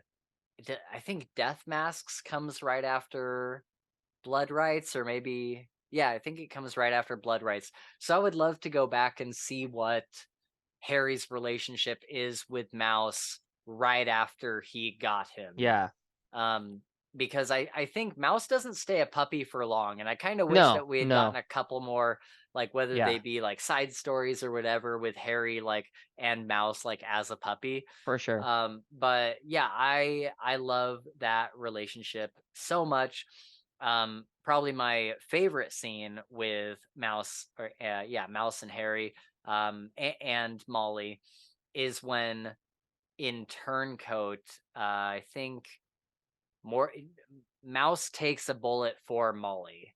Yes. And it's like a little 22 or something, but he Yep. takes a bullet for Molly because of something Molly did. Like it was Yep. her fault that the Yeah. dog got shot. And so there's this moment where Mouse is like, he seems like he's very, very hurt. He's And whining and crying, and yeah, and Harry's fucking furious because yeah, Molly had him do this. yeah. And yeah, And dude, he's such a like, good scene. Molly, you are going to cut You're gonna open Mouse and fucking take the fix this. bullet. You're gonna You're do gonna all stitch it this. closed and all this Yep. stuff. And she's like freaking out. Yeah. And She's like, I so can't do it. He's like, well, you fucking better do it, yeah, because this is what. otherwise you're not my apprentice That's right. anymore. He like Yeah. threatens Yeah. her with like, he's like, you will not be my apprentice anymore. And so then we get to the point where like we're at the end of that, and Molly is like kind of gone off, and she's like crying in Yep. another room and stuff, and Mouse kind of like just kind of like gets up and like Yep. shakes it Looks at off, and Harry he's all all good. fine. And Harry's like, were you pretending to Yeah, so teach she her a could learn a lesson? lesson, Oh my dude. god, Exactly. I dude. know. Oh, it's such a I'm good talking about, moment. dude. It's such a good moment. But Really quick, I want to say my probably, well, maybe second favorite Mouse moment is when, yeah. and you'll have to remind me the book, but the book with um Butters and Harry on the dinosaur, where the Oh, Dark deadbeat. Hallow Yeah, yeah. deadbeat. Oh, Okay. this is such a good scene. Yes. So finally, like towards the Oh end of my the book, god. and what's the guy's name with the snakes? Do you remember? Uh, The he that's the guy that like had Harry pretty much. his original name was Rasputin, but I can't remember. Okay, that's fine. That's fine. Yeah, But the guy that could do magic with the snakes yeah. basically had Harry at a disadvantage. Harry was stuck. Oh no, Cassius. Cassius, Yeah. yes. Okay. Yeah, Yes. yeah, yeah. Okay, that's it. Cassius had Harry down, and Harry got separated from Butters and Mouse, and Harry's like, it's Harry's gonna die. Like Hmm. it's game over. This guy's gonna kill him because Harry broke this dude's legs in the past or some crazy shit, Right, whatever right, happened. right. Yeah, yeah. Um, and all of a sudden there's this rustling, right? And here comes Mouse bound out of the thing, and Butters is there, and Mouse basically has this guy by the neck. And Yeah. there's a moment when Harry like kind of has this little inner monologue about, I can't even remember, but there's a moment when Harry says, "Kill him, Mouse." And Mouse Yes. rips the guy's throat out. And It's the first time that he's given Mouse like a yes, command. yes, Oh, exactly, it's so dude. good. And it was like as minor as it sounds, and it's like, okay, that's just a dog doing his job. Yeah. It was like really impactful for me, dude, because like Yeah. Mouse is like this very smart guardian dog. Yeah. And I know that he wants to protect his family, but I also know that he's not trying to kill everybody. Yeah. So, when he has to do this thing, he does it because he was told to by the person that he respects the most, which is Harry. Yeah. Yeah. Yeah. Yeah. Like Harry's MO is not to like No. really command Mouse to do anything. Yeah. Like he doesn't But want Mouse is Mouse to like, be a killing I machine. But I'll in this, protect you at any cost. If you tell me to yeah. do this, I will do it. Yeah. Yeah. Oh, it's I such a know. good scene. So good. So my number one, and while we were talking about Mouse, I realized that I missed like a major character duo, That's okay. That's all right. and I so probably missed so many, so it's all good. now I'm like, oh my god, like which one do I choose? Because Well, there's two just of just them. just just do a two-part. So okay, so two-parter. I would say my true choice for number one, the one Mhm. that has impacted me the most Yeah. personally, and really both of these have, but the one that like when I think of the Dresden Files, I Mhm. think of this relationship is Harry and Molly. Yeah. And So that's doesn't get dude, much better than that.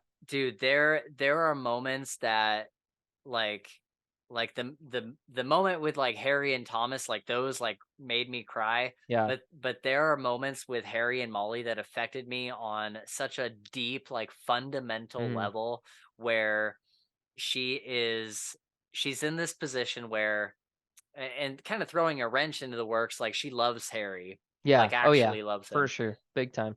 And then along with that, she is kind of like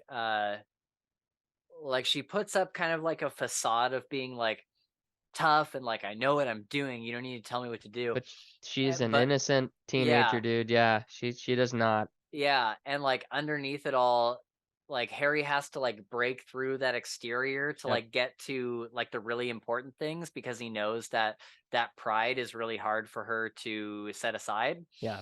And so there's a moment in White Knight that I love where she keeps sneaking along to like follow him and she like sneaks into his Yes. car. That's right. Are you talking about the scene with Karen and stuff? Yeah. Oh, And, it's okay. and Go ahead. Such a she good like scene. she like reveals herself like it turned like somehow Harry finds her Yep. and he's like god damn it Molly and he like conjures a ball of like it's like this big but it's like the most Fire, dude. hot piece Wait, of okay, fire. that's not the scene I was thinking of then. Okay. I was thinking the scene where they're at a crime scene and Yeah, Molly's sneaking in that's a good and one Karen too. and then yeah, okay. Yeah, I love that scene too. That one's Yeah. like they're looking at the crime scene and then they hear like a slight like floorboard creak And then Molly's like, and "How did you find me?" And then Karen like and Harry just go back and forth like, "Oh my God, I smelled your perfume." And then, "Oh yeah, right. you made this noise." And, "Oh yeah, you did this." Yeah. And then Molly's like, "Oh shit, dude. Fuck, I'm Yeah. not very good at this." Right. Yeah, realizing that she's not as Yeah. like Yeah. clever as she thought But she was. yes, the Um, yeah. but then the scene where so she's in the back seat of his car and he's like, "Damn it, Molly," and he conjures like this pinpoint of Yes. light. Plasma, dude. It's like plasma fire. Yeah, and he's Yep. like slowly sending it towards her. And he's like, "If you're so strong, push it back towards me. Mhm. Push it back towards me, Molly. Push it back towards me." And she's like, "I can't. I can't." And he's like, "Push it towards me, Molly. If you think that you're ready to take this on, then push it towards me." And she's just like Yep. freaking out. And eventually it gets like so close that it's like Yeah. burning the ends of And her hair. Karen's like, "Stop." Like Yeah. I think And Murphy stops him, right? yeah, and he like Yeah. snuffs it out. Yeah. But it like teaches her a lesson. It teaches her Oh, that she like totally. doesn't know what she's She's doing. not all powerful, yeah. Yeah, it's such a good moment between the two of them, and it's like it's a difficult moment because it's not like a really sweet moment between the two of them, but it is like this moment of like master and apprentice Yeah. and like teaching you what you need to learn to survive in this world. Yep. And then the other great one that I always go back to, there's a couple of them. One of them was in Changes. Um, So yeah, so then there's one where I think it's all the way through White Knight. She kind of has this bracelet and it's got these beads on it. And he keeps telling her, he's like, you can join me when the beads move to the top of the bracelet, when you can move them like all the way, or like when she holds it up, like if you can move all the beads up. And so all the way through the book, he's like asking her, she keeps asking to come along. He's like, how many beads can you move? And she like tries and she moves like one or two or three. She can't move all like 10 or whatever there was. And it like escalates and escalates and escalates to the point where he's about to go on the final like big bad mission for the book. And she comes to his apartment and Ramirez is there and she's all like decked out in like army gear. And Yeah. she's like, I'm joining you. He's like, what makes you think you're ready to join me? No. Yeah. Show me the beads. He's like, show me the beads. Mhm. And she starts crying and she's like holding up the beads, but she's not like moving them. And Yeah. she's like, Harry, why I does don't it matter how many beads I can move? yeah. Like, isn't like why does it matter? Like I want to come along and do what's right because this is the right thing to do. And that like made the beads like snap and like go everywhere Yep. because that was like the correct answer that he Yep. was looking for. Yep. And just like that learning moment was so good. I love, and there's so many other moments in between the two of them where it's just them like goofing around and having a good time or having like Yeah. a really like intimate talk. Even later in the series they have like kind of like romantic talks like, Yeah. "Did we get together? Like, I don't know." And Harry comes close a couple times. He's like, should I just give in? Like, I do like her, Yeah. but oh, it's such a complicated relationship, and I Well, love it that was so gonna be that's much. one of my scenes is about Okay. that. The Oh, one I go have ahead. in my mind. All right, so I'm pretty sure this is at like towards the very end of turn or not proving guilty, and it's after everything's been done. Mm, Molly is at Harry's house or his apartment or whatever, yeah. Oh, it's and a great scene. yep, great scene. And basically, Harry has just pulled her off the fire, right? Like Yeah. just saved her life in every way, sense of form. And so she, of course, being a teenage girl, is a little confused about what's going on. Whatever. She comes out, she whatever she does, takes her top off and is like trying to like, do something weird. And She Harry well, yeah, just she comes out of the shower in a towel, and and pulls the she towel or drops the right, towel, and then right. Harry just splashes her with cold water all over, right? Yep. Like, no, first of all, we're not doing that. Like, Yeah. get that out of your friggin' head. That's not happening. And then he goes down and he like kisses her head. He's like, we're not doing that. Put your clothes on. Like, Yeah. this is I'm gonna show you how to, be a wizard or whatever. It was probably Right. much more emotional than that, but Right. Yeah, yeah. I appreciated that because like Harry, of course, is like, he's a male, like he's a dude. Yeah. Molly's hot, whatever. Right. Um, and But at it the was just same time, he's got like this yeah, respect for like exactly. her and Michael, her absolutely, and father. Michael, totally. Yeah, Yeah. exactly. So it was kind of just a cool, it took some strength for him to do that, Yeah. right? Right. Like I think that's what was cool about it was not just on the end of Molly, it was also Yeah. Harry doing something that needed Right. to be done. Yeah. And it wasn't Um, necessarily easy for him. yeah, yeah, Yeah. yeah, Another like favorite moment in that same book is just everything that happens in the church. Like we kind of talked about it earlier, but yeah. like everything, like when they get her back and like he hasn't even been able to talk to her yet, Hmm. and he's like laying in his cot and he sees Molly get up and like start to wander off. He's like, oh, and like gets out of his Yep. bed and like He's like, follows nope, her. you're not leaving. And he's like, hey, like we need to talk. He's like, I know what you did. I know that you like messed with her head. And she like explains to him why she did that and that Yeah. her like intentions weren't necessarily in the No, worst wasn't. place, Yeah, she wasn't trying to but harm him. it still had like this horrific outcome. And he's like, your friends may never like be the same. Like you Yeah. need to take that into consideration that you Well, like he permanently even damage them. he soul gazed one of them, and they Yeah. were permanently damaged. Right. There Right. was Yeah. one that was never gonna recover. Right. Right. Yeah. And so just like that whole scene of him like telling her, like she's like, oh well, can I run away or whatever? He's like, you could run away. Yeah. But And what will I that? won't hunt you and I won't tell them where to find you, but they will eventually find you. And at Mhm. that point, I will They not will be able kill to you. help you. They will Yeah. execute you. He's No yeah. questions asked. He's like, Yeah. but if you go in with me right now, I will be able to help you. I won't be able to help you then, but I can help you Yeah. right now.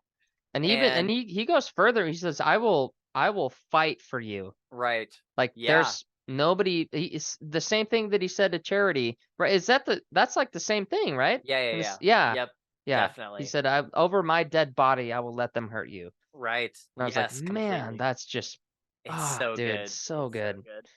And then the other scene that like comes to mind, there was one in Skin Game where he's kind of like having these dreams, and Molly as the Winter Lady is able to like come into his dream, and they have like Yes. a really Yeah, intimate that's when conversation. yeah, it's when he realizes that Mab put like a block over his island and he couldn't Right. get any information, yeah. Right. Yeah. So yeah, that was a great one. But the one that always comes to mind is in Turncoat when Molly has uh, done some magic with Lucio's head to try to figure out like what's going Yes. on, Yes. and they kind of have this talk where he's like, "Oh, this isn't necessarily the conversation I'm thinking of. This is one of them though, where she's like, uh, she's like, no, I did it for a good reason." He's like, are you like hearing yourself? Like this is Yeah. proven Like this guilty is all over crazy. again. Yeah. Yeah. Yeah. And he's like, it doesn't matter if you had the, he's like, it's possible that we now have the doom of Damocles over the both of us. For And sure. like And I'm dead and you're Morgan, dead. It's yeah, it's done. yeah. Yeah. And he's like, and Morgan is probably going to tell the council what you did. It's going to be a whole thing. And then, of course, there's the very incredible moment of Morgan, like one of his last words to Harry is Yes. like, I I didn't tell didn't them I didn't about tell him. Molly. Yeah. So Yeah. good. But So good is right. but earlier than that, I think it was one of like the first or second time that Harry comes home and he sees them all like tangled up and like pointing guns at each other and stuff, so to speak. And Morgan is being wheeled out to the van by Thomas, Mhm. and Molly and Harry are having this talk. She's like, I didn't hurt him, but I wanted to. I wanted to hurt him so bad. I was thinking about all these terrible things I wanted to do to him. And then she looks at Harry and she's like, I'm a monster. Like, who would think of this stuff? And he like has this moment where like he puts his like hands on her shoulder. He's like, monsters are people that act on those thoughts. He's Mm. like, you are not a monster for having those thoughts. You would be a monster for acting Yep. on them.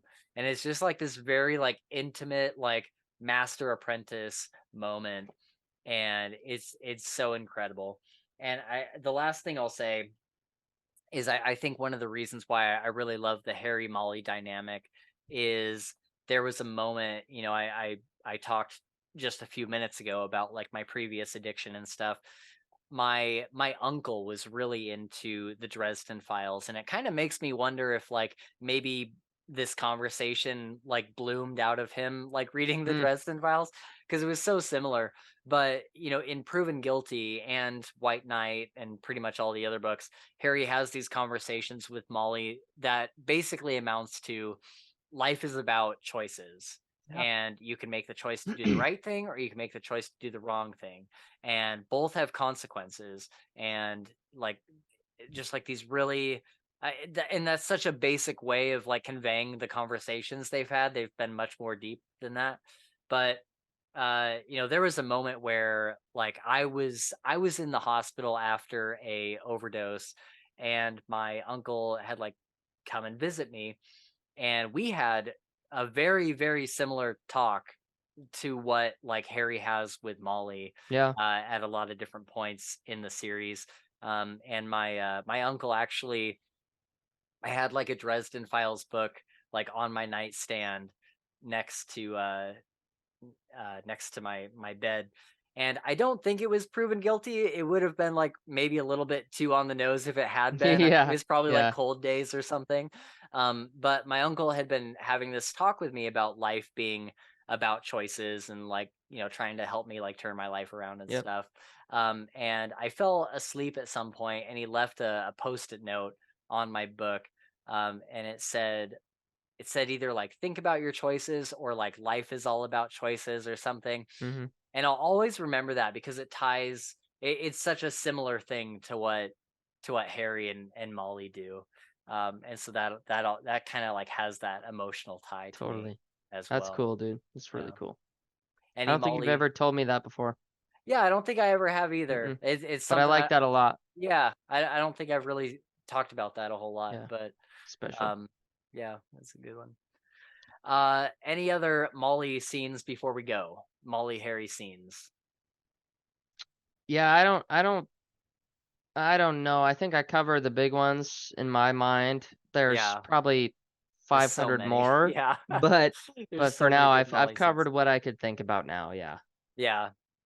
So what I mentioned earlier is that there were two that I was trying to decide on for Mm. first place, and I think I made the right call. But at some point, we're probably going to have to do a part two to this Oh yeah. because I realized the obvious duo that I completely missed was Harry and Michael. Harry and And Michael, totally. oh god, and just like how much of an influence Michael has been in Harry's life for the better. And of course, we get that fantastic scene at the end of ooh, what book is it? There Yeah. at Is the it the one after after he takes the coin and Michael's like, "Yeah, I've known he's about that." yeah, he's like I knew you took the coin Yeah, and like like let's talk about what's going on. right. Yeah, I can't remember. I'm pretty sure that it might have been uh White Knight. yeah, It might maybe. have been White That Knight. sounds about right.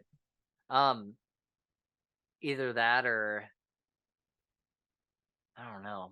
It's one of those ones somewhere in that era of Dresden.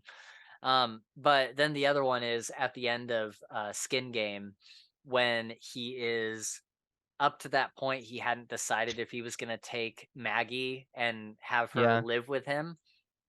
And Michael is like, "Of course you should." He's like, "Oh, I'd be putting Maggie in danger or whatever." And at the end of Skin Game, he shows up to Michael's house and he's like, life is going so wrong. Like everything is going to hell, all this Yeah. stuff. And Michael's like, I want you to come inside for a minute. And he like brings him inside and he takes him to Maggie and Harry and Maggie. That's another great like relationship Yes. that we could probably talk about. Absolutely. But Absolutely. they have this great interaction where she like asks him like, "Do you want to be my dad?" Yep, And that's a good one. it's so good. And then at the end of the book, the whole point is at the end of the book, we get Michael and Harry sitting on lawn chairs on the front porch, like having a beer together Yep. and just like talking about life. And Yeah. I love those moments. I love how Michael is always kind of like Harry's moral compass. Like Oh, whenever totally. I I, f- Totally. I feel like whenever Harry is in a predicament, he's thinking like, what would Michael do Yeah. in this situation? Whenever Harry's like day-to-day life gets so out of control that he doesn't know what's happening, he He goes goes to to Michael. Michael. Yeah, Yeah, totally. such a good relationship. Also, another one for part 2, Yeah. for part 2 is Harry and Ebenezer. Oh, that's such a good one. Dude, Yeah, for there's real. so Okay, many that we're we not could. gonna say anything about it right now, but part 2, Yeah. you guys stay tuned for it because it's gonna be Yeah. freaking awesome. Yeah, that's so Freaking true. And awesome, dude. and of course we could talk about Mab. Oh, There's so many absolutely. other ones. Dude, we could just talk about Mab and Titania. That's a whole tangent in Yeah, that's a itself, whole dude. It's an entire episode right there with facts to back it. Oh, that's so good. Yeah, we Yeah. got we got content forever on this. We'll definitely Oh have to yeah. do a part two. This This is cool. I knew this would be a fun episode. I didn't know how fun it would be. It Like was fun as fuck. this was great. It Yeah. was cool. I Yeah, it was really absolutely love cool. this. So yeah, thank you for staying up late. I Totally, know dude. that you have to get up in just a few hours. So Nope, thank I've already said fuck it to the overtime. I'm going into my normal time, oh so we're sweet. good. Okay. Good Yeah, to know. All right. Well, yeah, seriously, thank you. I know this is later than you typically stay up, so thank you for helping me absolutely, dude. like knock these episodes out. Yep, I'm happy I Um, could. yeah, and I'm glad. Like, I don't know. I feel like obviously it's been completely understandable why the past few weeks we haven't been able to record something, but there has been a part of me Dude, that was just like, I miss it. there's been Like, something missing. Absolutely. I totally agree. I yeah, totally agree. No, I'm super stoked that we could yeah, get some episodes out yeah. and just fucking hang out, dude. Yeah, Like we got shit, some man. I'm gaming in. We yes. got some episodes in. Yeah, dude. It's Uh, awesome. we I got love some it. off-topic conversation I want in. this to happen every night. But Yeah. you don't get off until 6 when Yeah. I'm asleep, so I know our schedules are I so know it completely sucks right fucked now, dude. up. It I'm fucking like, sucks right now, but I it's all know. good. we'll get it figured out in the Yeah. future. We'll see what's going on. We'll make it happen. Yeah. All right. Well, we are gonna wrap it up there. I think those are pretty much our closing thoughts, Yep. unless you have anything else I'm about solid, dude. Dresden Files. I'm really excited to read the short stories now, Yeah, because me too. just talking, like, we're not even talking about a specific book. We're just talking about like the Bro, Dresden Files I in wanna give up general. everything. I wanna give Yeah. up all of my time and read this series I again. know. I Like know. really bad. I know. Like I'm like my phone's in the left corner over here, and I'm just Yeah. like Just put on Proven Guilty putting for on. like while you Yeah. go to bed. Yep. Yeah. Yeah. I Exactly. might do the same thing, Exactly. honestly. Yeah. But yeah, like I'm so excited to get into side jobs and keep going, and then we got to get through Ghost Story, and I then we can know. get to I like love Ghost Story though. I'm love Ghost Story, dude. I Fuck know you and you your do. fucking hate for Ghost Story, dude. I know. I love it. You and I Jake cannot wait Bishop. to talk about it. Yeah. Yeah, that's another one where when we get to Ghost Story, we got to have Jake Bishop and V from Yeah, Caffeinated so then Covers we can on. love it and you can bitch. Yeah, yeah, yeah.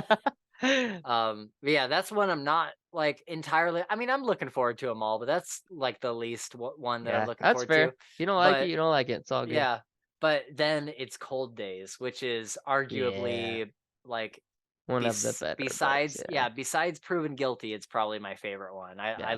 I could read Cold Days over and over. That's like my, whenever anybody asks like, what 3 books would you Start bring there, to a yeah. desert island? Yep. I'm like, Cold Days, because it's like the longest Dresden book and Yep. it's the best. Like, Mm-hmm. it's so good. It's so good. Hell yeah.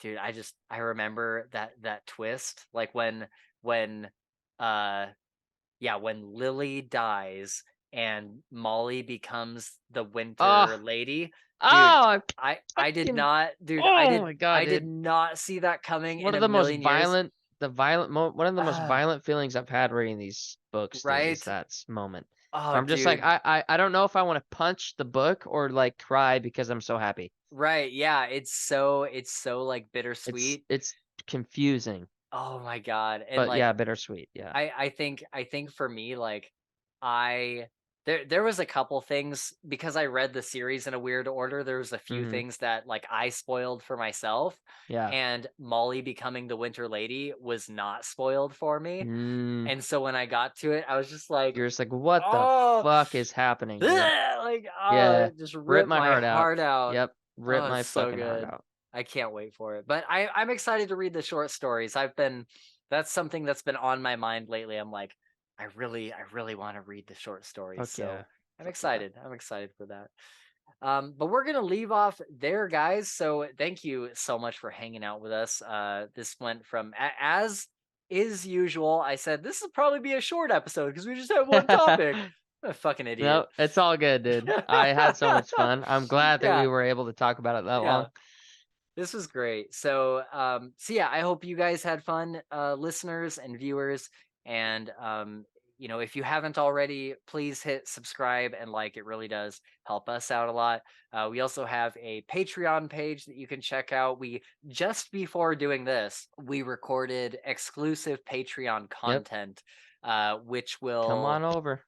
maybe be out before this goes up. They'll be out within days of each other. So if you go support us on Patreon, you'll get a couple episodes of exclusive content, It and was a we'll be fun one. adding. It was a It was a lot of good one. fun. It was Yeah. probably one of the best ones. Yep.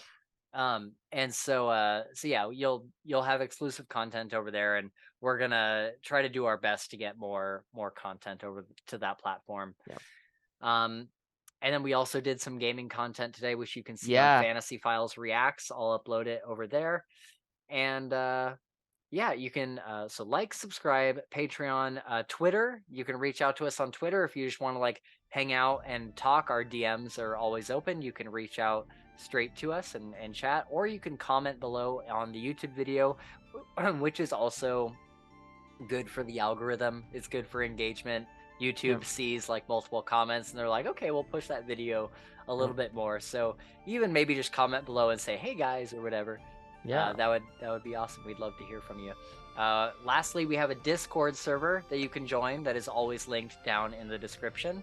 So feel free to head on over there. We've had a couple new people over there, and it's made me think like, oh, maybe this thing will grow into an actual little community at some point. It's pretty small right now, but it's still a cool group of people over there. But yeah, that's going to be it for us. Upcoming, we have a Star Wars book that I think we're doing next weekend, Heir to the Empire, which is kind of like the most popular one. Like everybody, like if you're interested in Star Wars, like everybody kind of knows to start with Heir to the Empire. So I think that'll be a good video as far as like our enjoyment of the book, your enjoyment of the episode, and just like engagement overall. So I think that'll be a fun one. Looking forward to that. And then after that, we mentioned this in our Patreon content earlier, but we got some Harry Potter stuff coming up. We got some Brandon Sanderson, like Cosmere stuff coming up pretty soon. We have an interview with Ronald Malfi coming up. Yes, that would be so crazy, excited, dude. He's like, yeah, he's fucking awesome. Yeah, I'm super excited. That'll be something else for sure. Yeah, I'm super stoked for that. And then we'll have something in October, something for Halloween. I'm gonna find us some sort of scary book to read for our Halloween I'm all about episode. it. I love myself a scary book. So, all right, guys. Well, we're gonna take off. Gabe's gonna get to bed, and I'm gonna go play Starfield. So I hope you guys all have a fantastic night.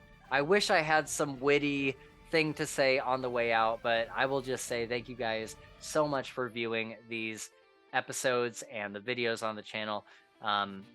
Like it means the world to us when we see like all of you guys like commenting or like just the views on the video. We were talking earlier about on our Patreon episode, we were looking through some comments, like some nice comments that people had left. It just makes me so grateful. Means the for world this community. to us. Yeah. Yes, sincerely. So I hope you guys enjoyed this content, and we will see you on the next episode of the Fantasy Files podcast. Woohoo! And a big shout out to our first Night Angel tier patron, Shad Zaman. Thank you so much, man.